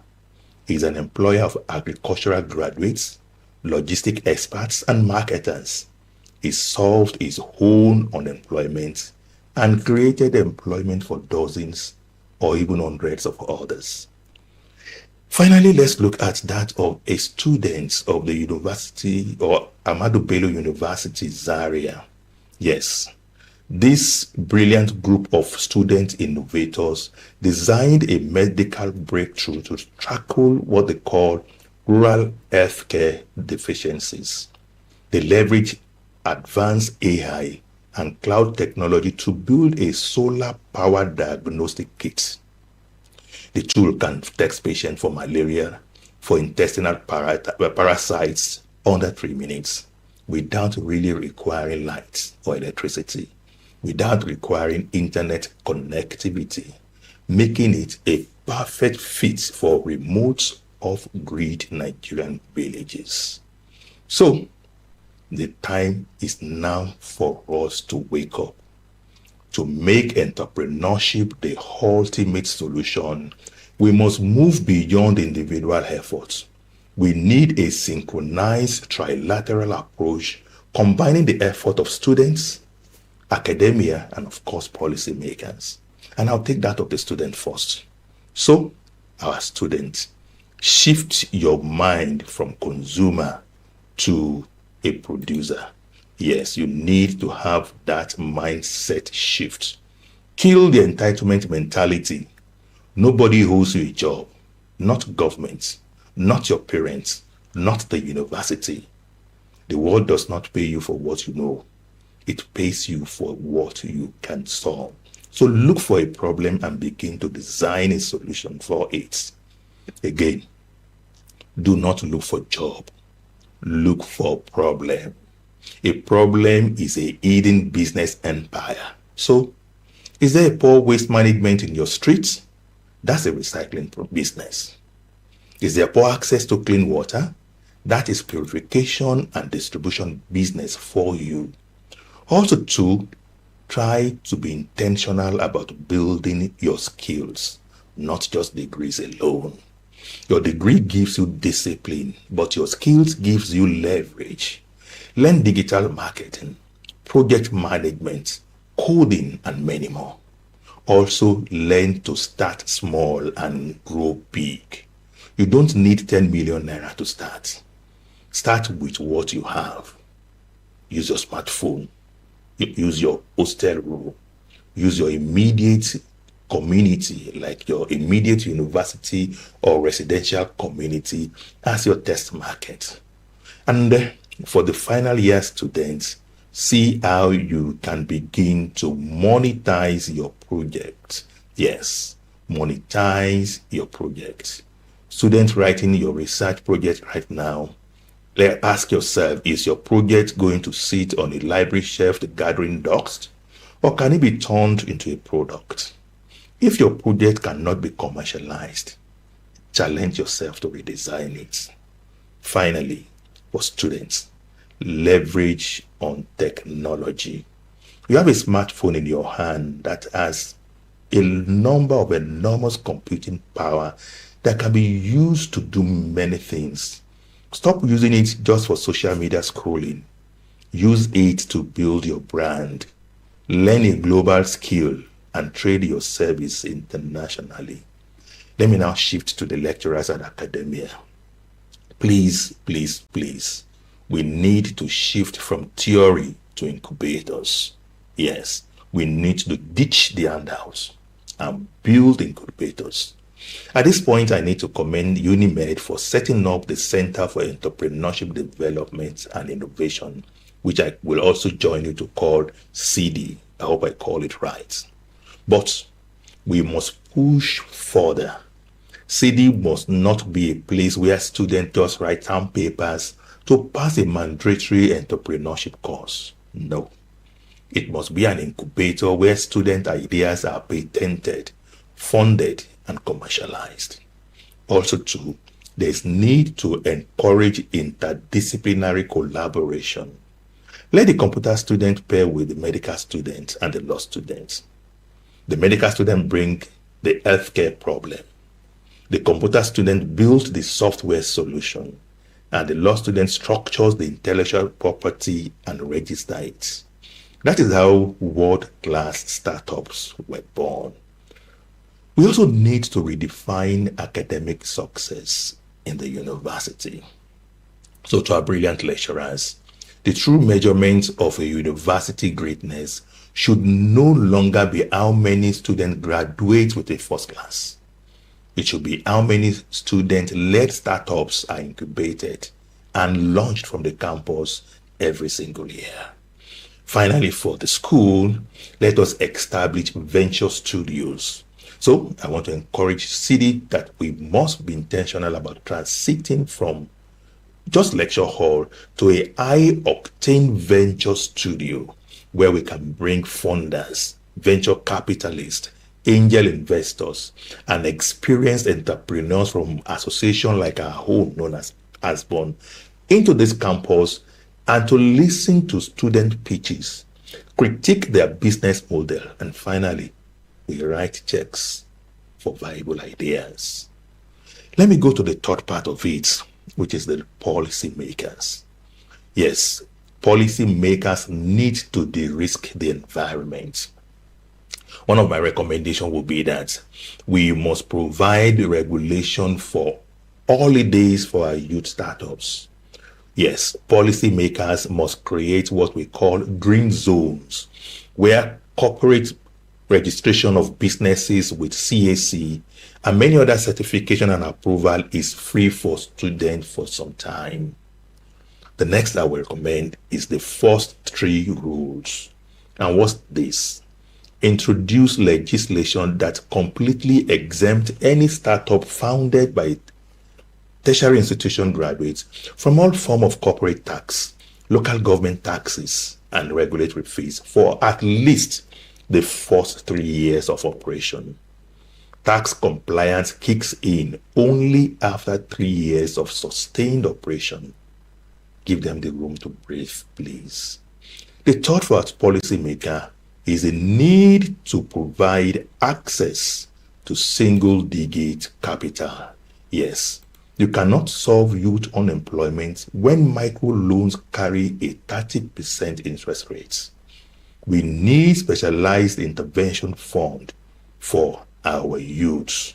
Yes, administered through bodies like Bank of Industry or local state trust, specifically carved out for graduate innovators with viable prototypes.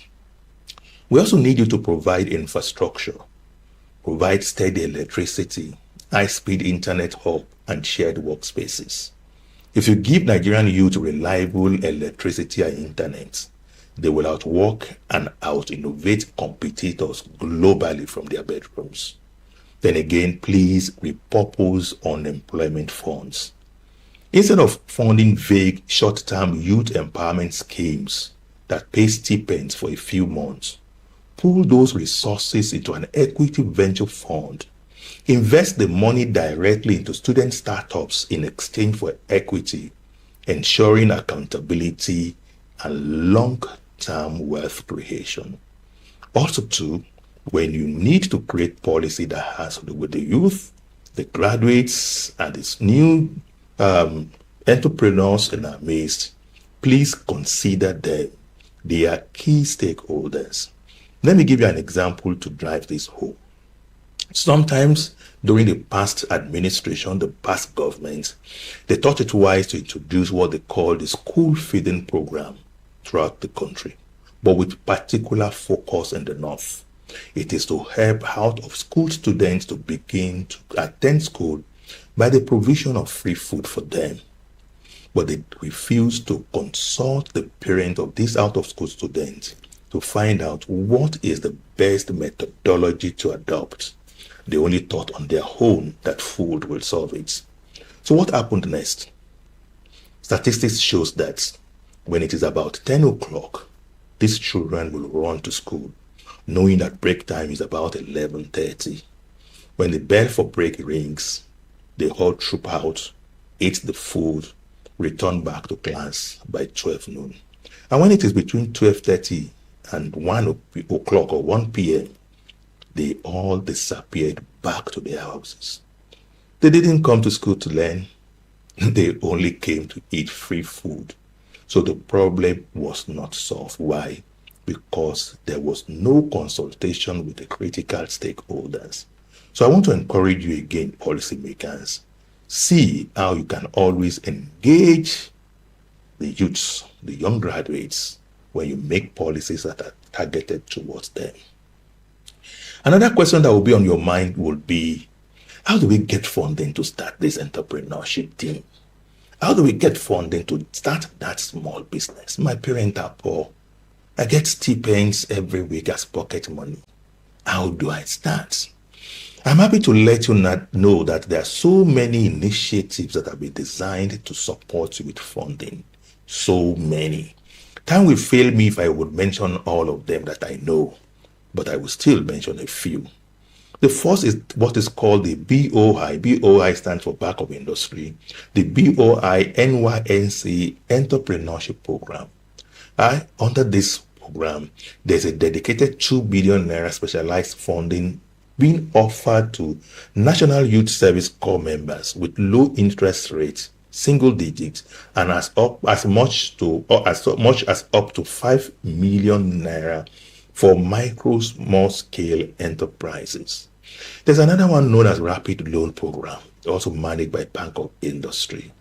This provides up to 10 million naira, and it is targeted to youth-led micro and small enterprises. There's another one known as the Bank of Industry Bumper Partnership. This is a grant for youth-led small and medium enterprises, and it comes with a cost-free tool to scale your business operations. There's another one known as Federal Government Manufacturing Sector Fund that comes with a 9% interest rate per annum, and it is also designed for youth who are into production and agro-processing businesses. We also have provision of incubation centers and industrial hubs across the country. Every state has it. Ondo State has it too. What is it designed for? It is to say that for you who are youths, you can move into those incubation centers with your raw material or your processing material and have a space that you can use for free for the next 3 years without paying a bill. In those incubation centers and industrial hubs, you have shared facilities for free, electricity, water, some equipment, laboratory, and much more. You can find out the one around you here in Ondo State, or perhaps wherever you would be after you're leaving the university, and see how you can key in. There's another one again known as the National Youth Investment Fund, being initiated by the Federal Ministry of Youth Development. This also is targeted to youth-led innovation, with also complemented with structural technical assistance. So if you need fund, there are so many gateways for you. We also have many private, corporate, national and international funding initiatives for youth. Some comes in form of grants, some comes in form of low interest rate loan. continue to search the net, you would see them in tens and hundreds. One way you can also get information about this funding thing is to be a member of our association, Association of Small Business Owners of Nigeria. If you do, our membership and registration is free for you, and on a weekly basis, you'll be getting not only business information, but also funding information that will give you access to market, information, access to finance, information that will give you access to market, and of course, you build your capacity to do business. So in closing, ladies and gentlemen, and of course our students, the future of Nigeria does not lie in the crude oil buried beneath the Niger Delta soil. The oil wells of the 21st century are located right here, inside the skulls of the young men and women sitting in this hall today and all the other four walls of our different tertiary institutions across the country. We can choose to leave this mental oil on tap, but if we choose to do that, we are going to allow it to ferment into frustration, crime, and economic migration, the tragical phenomenon we call JAPA. But if we choose not to ignore it, then we can build an army of entrepreneurs who will refine this mental capacity into companies, services, and products made in Nigeria, by Nigerians, and for the world. So, to the class of UNIMED and all young Nigerians listening, stop waiting for an invitation to the table of economic prosperity. Build your own table. Stop looking for a boss. Become the boss. If you have already started a small business, don't give up. Let me tell you the story of John Stephen Akwari from Tanzania. In 1968, during the Mexican Olympics, John Stephen was one of the marathoners that participated. Unfortunately, as the race was on, he fell and he had a dislocation and a number of bruises. Ordinarily, one would have expected John to stop the race, but he continued. He lingered and tried to hold himself. Sometimes he will crawl, sometimes he will crawl, sometimes he will leap, and he does that until he continued and ended the race. 2 hours later, when every other marathoner has ended the race, there were few spectators left in the stadium. So one of the reporters came to meet with John and asked him, "What says is it in this for you to limp to the end of the final line after the game has ended, 2 hours behind the end of the Olympic marathon?" Do you know what John said? He said, "My country did not send me from Tanzania to Mexico to just start the race. They sent me here to finish it." That became the headline of the newspaper the second day. People were no longer celebrating the winner of that marathon, but were celebrating the tenacity and the resilience of John, who ended the race even 2 hours behind schedule. What's the taking for us here? It is to say, when we start our entrepreneurial journey, it is going to be difficult, but we need resilience. We need the spirit of not giving up. May you always remember John Stephen Akwari as he chose not only to start the journey, but also to finish it. So, as the president of the Association of Small Business Owners of Nigeria has born, I pledge our association's continuous support to you, to mentor you, guide and structurally integrate any young minds ready to take the leap. Yes, like I mentioned to you, Asborn has a youth wing for you and is free for you, registration and membership. So, the giant of Africa is sleeping, but it will not be awakened by politicians or corporate executives. it will be awakened by the restless, innovative, unstoppable spirits of the Nigerian graduate entrepreneur. Our young ones, our young graduates, our young students that are yet to graduate, do not wait for the future. Go out there, build businesses, create jobs, and let us change Nigeria forever. Thank you, UNIMED, and God bless you all.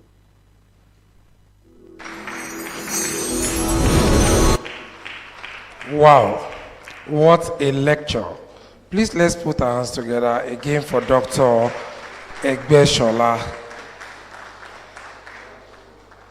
He has preached mindset shift, that we need to shift the way we see things.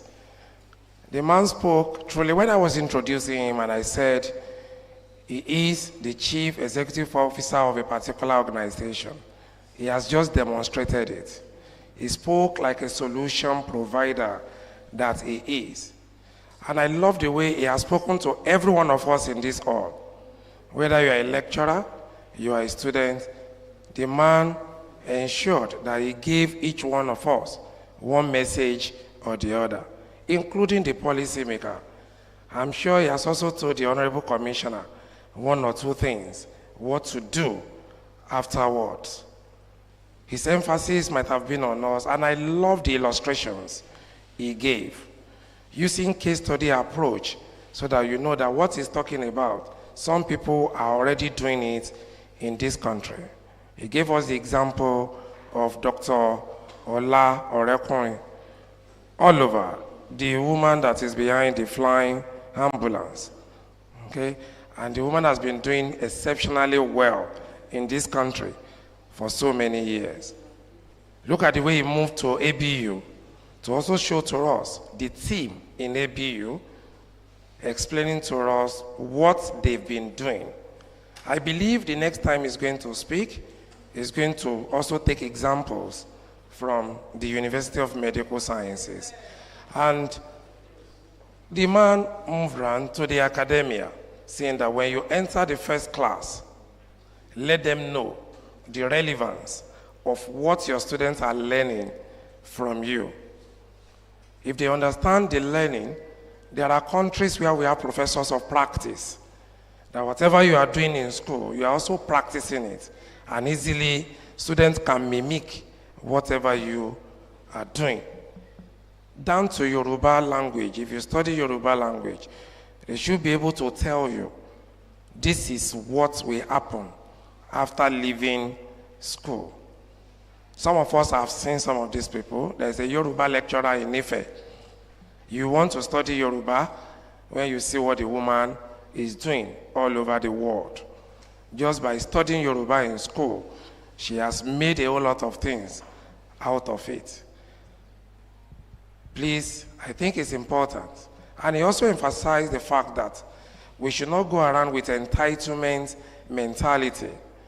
I'm waiting for government to give me this. Government may not give us.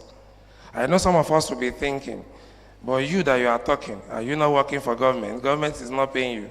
You are now telling us, don't wait on government. When we say it, we know what we are saying. And we also appeal to our lecturers too, in-house. I know our lecturers now will become like lecturers in Singapore, and they become lecturers of practice. And they begin to teach us, this is the way to go. Dr. Egbeshola has done a whole lot.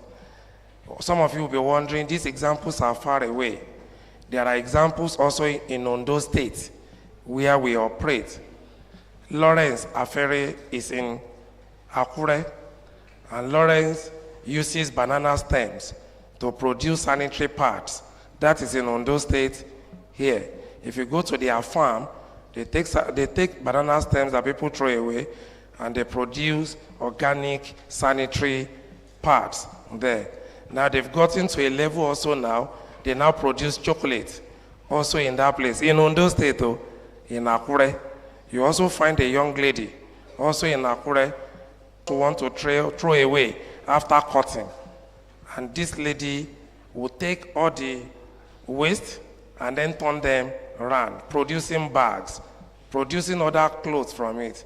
She didn't study fashion, whatever. She read English at Obafemi Awolowo University. Well, that's what she does. I gave you the example of Adejoke Lasisi earlier. I never knew our lecturer has also packed a lot of examples. At what point are we going to be using you as a reference point? And he said, we are the giant of Africa. But we are what? We are sleeping. It is time for us to wake up from our slumber. Ladies and gentlemen, another round of applause for Dr. Egbeshola.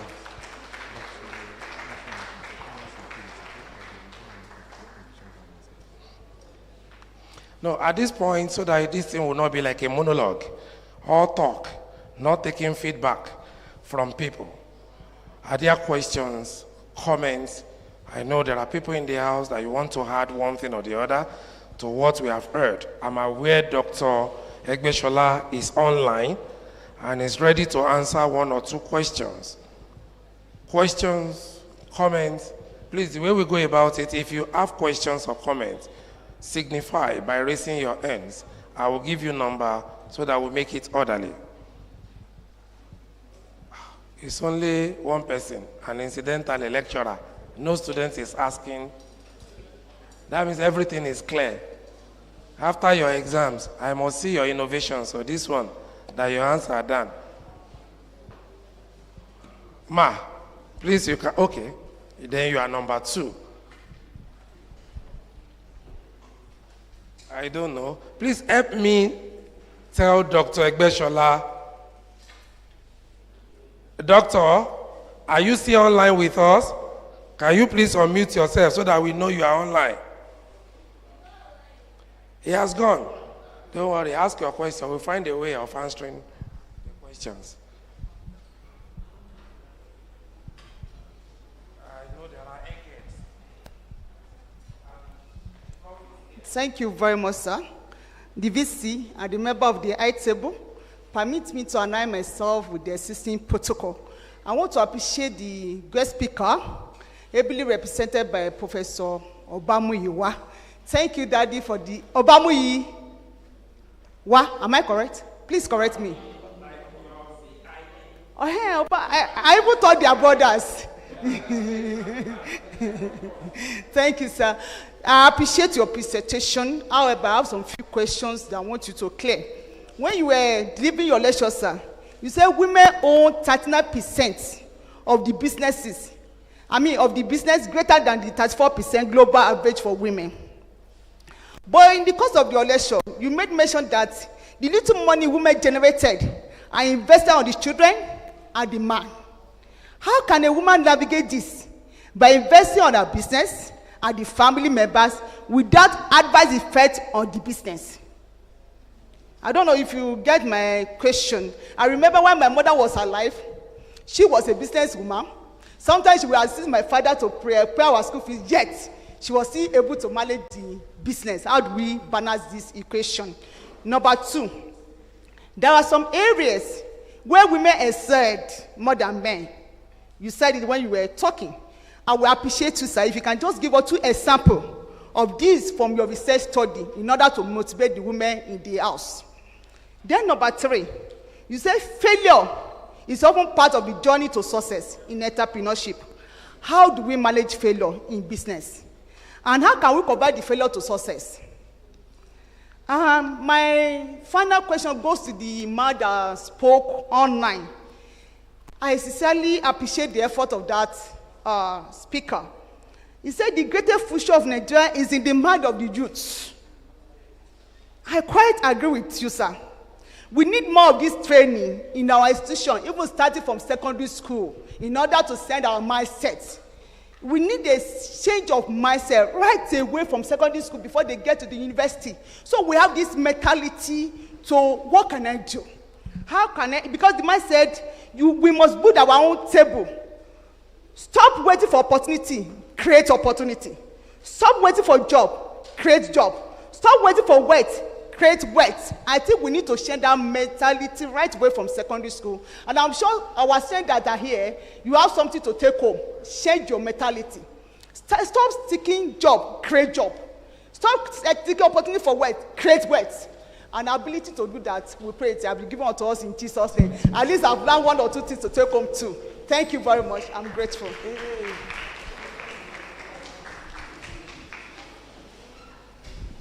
The second person, please ask your question too, so that we can take the questions together. Oh, another person at the back. Interesting. Another person. Can you please come forward? Everybody with questions at the back, come to the front, please. Thank you. Good afternoon, sirs.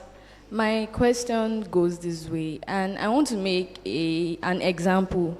And my example is, okay, for instance, if a medical doctor graduates out of a university and you want to invest in a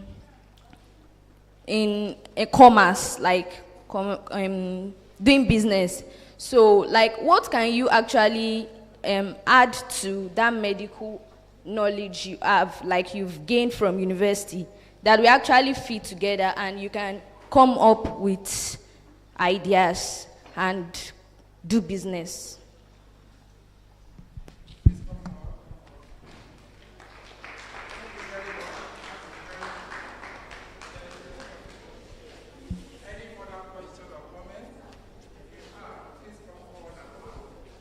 Our esteemed guests, thank you very much, sir, for the lecture. We really appreciate.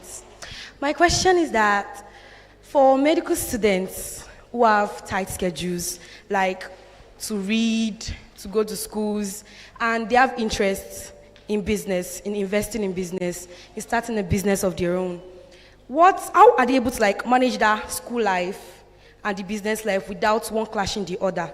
You get like how they will do the business without affecting the academics. And they want to like help their parents, like do stuff for themselves, but they are feeling like, if I do this one, I might not be able to like face my studies very well. So, sir, how would they be able to balance it? Okay, good afternoon, sir. My question is, in Nigeria now, what opportunities do you see that we as youths or we as students can tap into?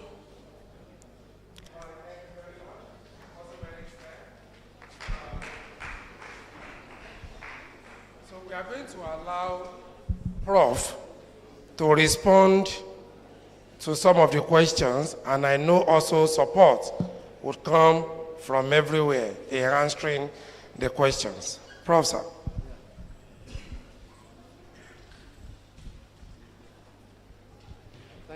Thank you very much. Let me appreciate the first speaker from there. Women taking money, and most of the time, the money ends up in the house, or the husband taking the money. Yes, this has been confirmed, even in Cameroon and Nigeria here. But you see, women are good managers. They are good managers, and if a woman wants to manage, she knows how to manage. But if a woman wants to waste, she also understands that. So, why women businesses are so high is that the amount of money required by women for business. For example, a woman can say, Joe, I need 10,000, I want to start a business. But a man will not tell you he needs 100,000. So by the time you see women, 10,000, 10,000, 10,000, then you see that there are so many women doing business. But a man will come with 5 million that will consume the whole. So that's why we have more of women, because most of the businesses they are doing, they are businesses that are just for survival. You see a woman that will carry a bow on the head and walk around the whole Ondo. Sometimes you price what would be inside, how much will total be. A woman will carry orange and walk through the whole Ondo. Can the woman carry an orange of 10,000? Is it possible to carry 10,000 orange? No, it's not possible. Maximum maybe 5,000. And then she will go home and come back, wear and tear of legs and others.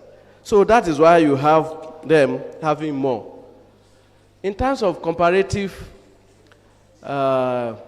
advantage relating to the ability of men and women. For example, in terms of emotion, women are more emotional. In terms of integrity, in the past,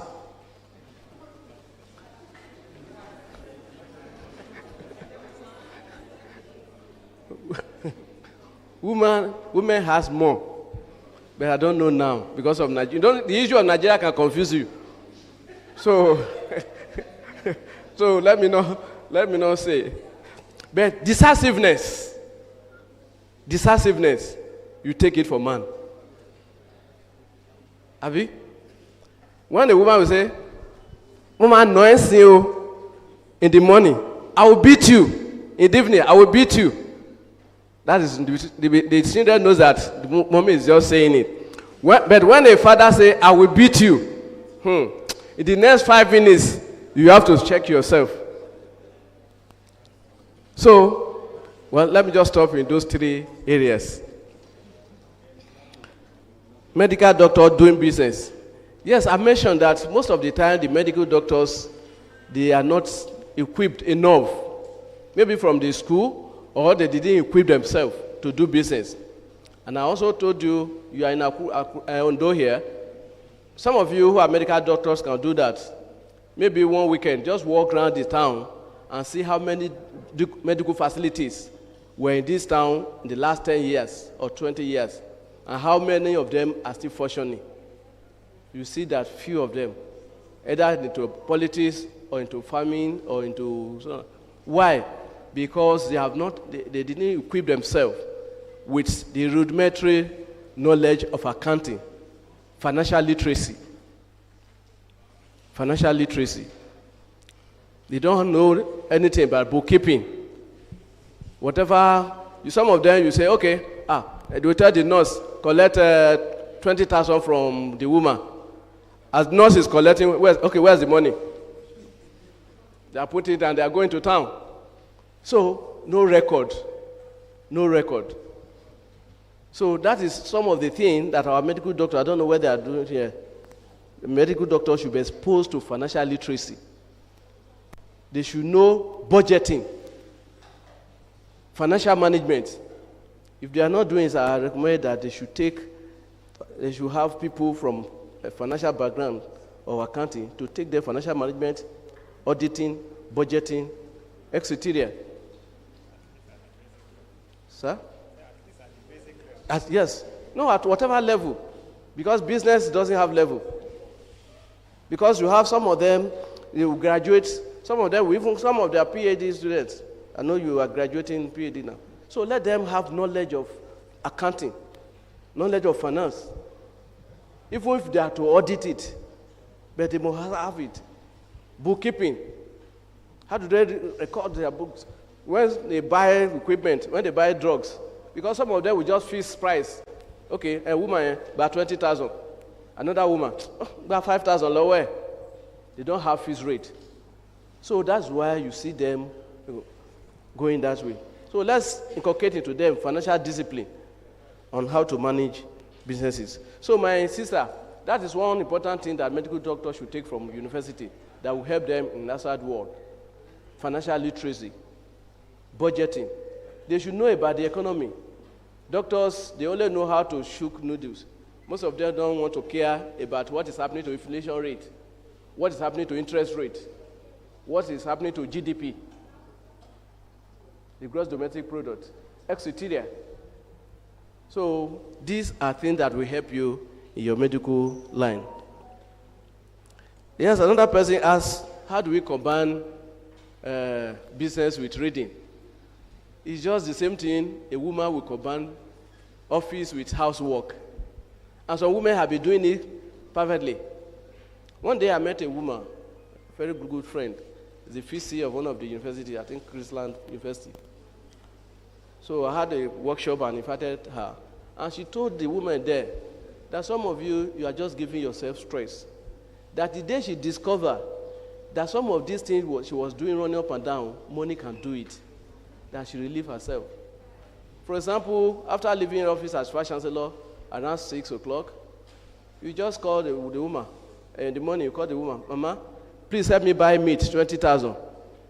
Buy tomato, buy data, grind the tomato. When I'm coming, I will pick them. And the woman will get there, will pick and go home. And just cook up this. But before, she will be pricing tomato, will be pricing onion. And you know the time. Because some women think that people should not eat from them. And that's why they do that. One woman told me that if you have a driver, and you say your driver should not drink fuel, that the driver is likely to drink blood. So when your driver says he's going to buy fuel, allow. If you want to drink it, let the driver drink it. Rather than stopping you on the road and say, Oga, moto ti baje. So, as a student, you should be able to manage your time. The Bible says there's time for everything. So manage your time very well. But we have people who have been doing businesses and they survive. When I was in secondary school, Saturday and Sunday afternoon, I used to go and cut block. Friday, Saturday and Sunday, I will go and cut mud block. I will go and mud block. And then sometimes when they are doing what do you call it now? Decking, that time there's no machine. We have to be carrying, we'll be clapping and be happy. Yes, I'm here today. So those things make you tick. It makes you strong. And that's why you see Nigerians, once you live here and you go outside, you will excel. Most of my students that went to do, MSc, they have excellent. At least one time, I have about 4 PhDs. One did, all of them, they did first degree with us. But 2 of them went outside to do master. 2 of them did their masters there, and we were doing. I discovered that those who have excellent in their MSc, they are below, they are behind in the class. So because you are thick here, and that is why when you go as a medical doctor, you are there because you can work several hours. So make sure you balance your time. And finally, the last person asked, what area can the student excel? If I get the question rightly, I'm not too sure. The last person. Yes, okay. Yes, thank you for that question. Just look at your passion. I will advise you to follow your passion. What Mr. A is doing may not be Mr. B. And that's why I don't like the type of entrepreneurship lecture we are doing in Nigeria. We carry a student who has come to the university, and you carry the student to go and learn how to do shoe. No. Graduate is above those ones. If you want to learn shoe, then you don't have to come to the university. You should go to any of those people doing shoe. You see, you're supposed to be thinking. You see a woman doing it, you look at it, then you see what you just need is to put into place your knowledge. It's not that you are going to learn. You put your knowledge into it. So a woman has shown it like this way, okay, but when you are going to repeat it, you should repeat it more than that woman. That is how it should be. So follow your passion. Whatever is your passion, follow it, and then you see that you will excel. If your passion is to have be a fashion designer, go ahead. If your passion is to be an electronics person, go ahead. But let me say something, sir, for the purpose of education. For the purpose of education, let me say something about, I want to commend the last speaker. The very wonderful presentation, very wonderful presentation. And I love that. There's one area I want to just make comment, is on the number of graduates from Nigeria institutions. I remember he mentioned about 500,000. Yes, remember. Long time ago, university alone graduates 600 every year. Long time, that's from AUC, 600. So if you put all the tertiary poly and all the rest, you should be talking about 2 million. So that's just what university alone, if you just check, just Google, you see that university alone graduates above 600. So thank you very much.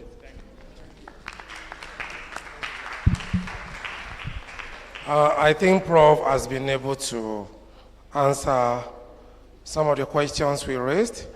He has raised the issue of financial management for us to be able to manage resources well so that you don't eat into your business money.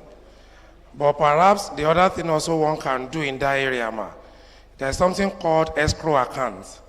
When you are doing business and you want to manage your resources without putting your hands into it. If you put your money in an escrow account and you talk to any of your bankers, they do that. Your money will go in there. For you to take a dime from that account, the third party must be involved. Who is your financial manager now in the bank? You can't just take money out of it and say you want to spend it. You must let them know why you are taking money from that particular account. It is yours, but it's a way of managing resources when you are running a business. And Prof also has told our people, scan your environment. What you should know is that to every profession, there is a business part of every profession you may think of. For the students, some of us, maybe we were lucky in secondary school, people that taught us, they always applied what they were teaching us to reality, and we're able to learn a lot. For instance, I've made money from photosynthesis. And I know you'll be wondering how, and I still make money from photosynthesis, just that formula alone. Because they explain it well, and I understand the significance. And I know most of you also did biology or agric science in secondary school, and you have not made money from it. I've made money from it, and I've also done documentary with somebody also making money from it in Nigeria. But I will keep that one to myself. It's my idea. Okay, so to every profession that you have, you can actually make money. That I'm your PRO, I'm also making money from public relations. And there's a lot of money there because we solve a lot of problems for the people in the society. Let me say this. From everything we have learned here, something is critical. Always scan your environment for problems. There are a lot of problems in Nigeria. There's no better place to live now in the world than Nigeria. There's money in this country, and you can make this money. So I want to thank everybody on behalf of the Center for Entrepreneurship Development and Innovation. Somebody called it, he says CD. I said, I don't want to spend CD. I would rather spend dollars and pound sterlings. The value of CD may not take me to where I'm going to. We appreciate everybody, particularly the commissioner, all the way from the Paysetter State, represented by Professor Bamui, who also came in very early, and Dr. Egbeshola, who stayed put, despite some technical issues we were trying to battle behind the scene, and his presentation was also very awesome. We thank the Vice Chancellor and all other principal officers who have taken out of their tight schedule to also be here with us. We are very grateful, and I've been asked to give the audience a special gift. And I'm happy that you have waited till the end of this program. Could you please stand on your feet so that you can get this special gift as we bring this program to a close. Immediately after your gift, the technical people, please will close the whole thing with the Unimed anthem, after which we go out there, take photographs, and there's an exhibition stand where you will see what people have created, and you can learn from that. But first, the gift for everybody. Are we all on our feet? Can you raise your right hand, please?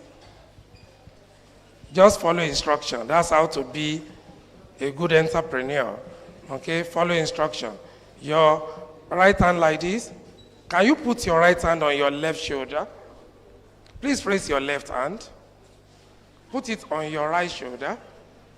Thank you very much. You have just given yourself a big hug for being attentive. Please put your hands together for yourself. Thank you.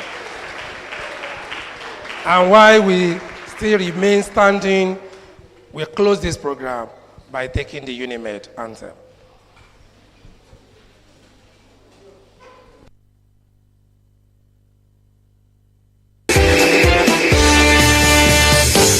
Making room to pursue excellence for research that we get to all to achieve the best in health sciences, build a nation, change the world, touching lives and making impact in the nation is our goal. Touching lives and making impact is how we will grow. Unimed, Unimed, giving all for a better tomorrow. Unimed, Unimed, that's our health for a greater nation. Pathway to a healthy nation, frontiers in medical innovation, and the benchmark in health education. Step by step in one accord, touching lives and making impact in the nation is our goal. Touching lives and making impact is how we will grow. Unimed, Unimed, giving all for a better tomorrow. Unimed, Unimed, that's our health for a greater nation.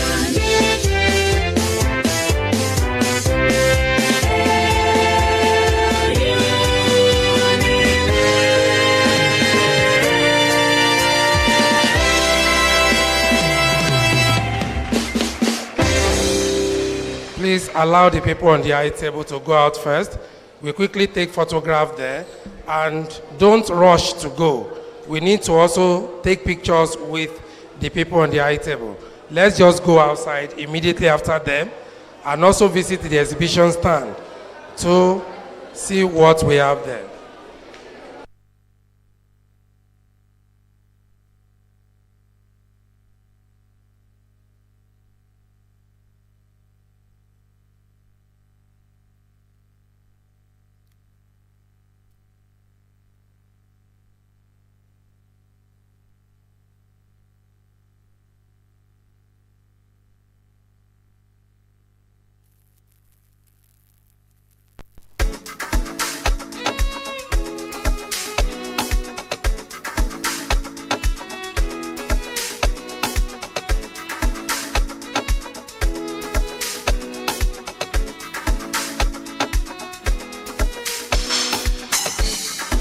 I don't feel like you waiting in my eye, don't see you gone. So many good way man don't do, but not bad them go talk. Even Jesus Christ, the Lord, them nail am for cross. You know if please everybody, I'm a homo, penu lebo. No give me yaw, no give me yaw. Mara ye kalau, silva so my japa. Don't take it personal, away you go on vanilla. Mojori meje, ori mi go ma complexe. Credit alati, gratitude shining. Mojori meje, ori mi go ma complexe. Credit alati, gratitude.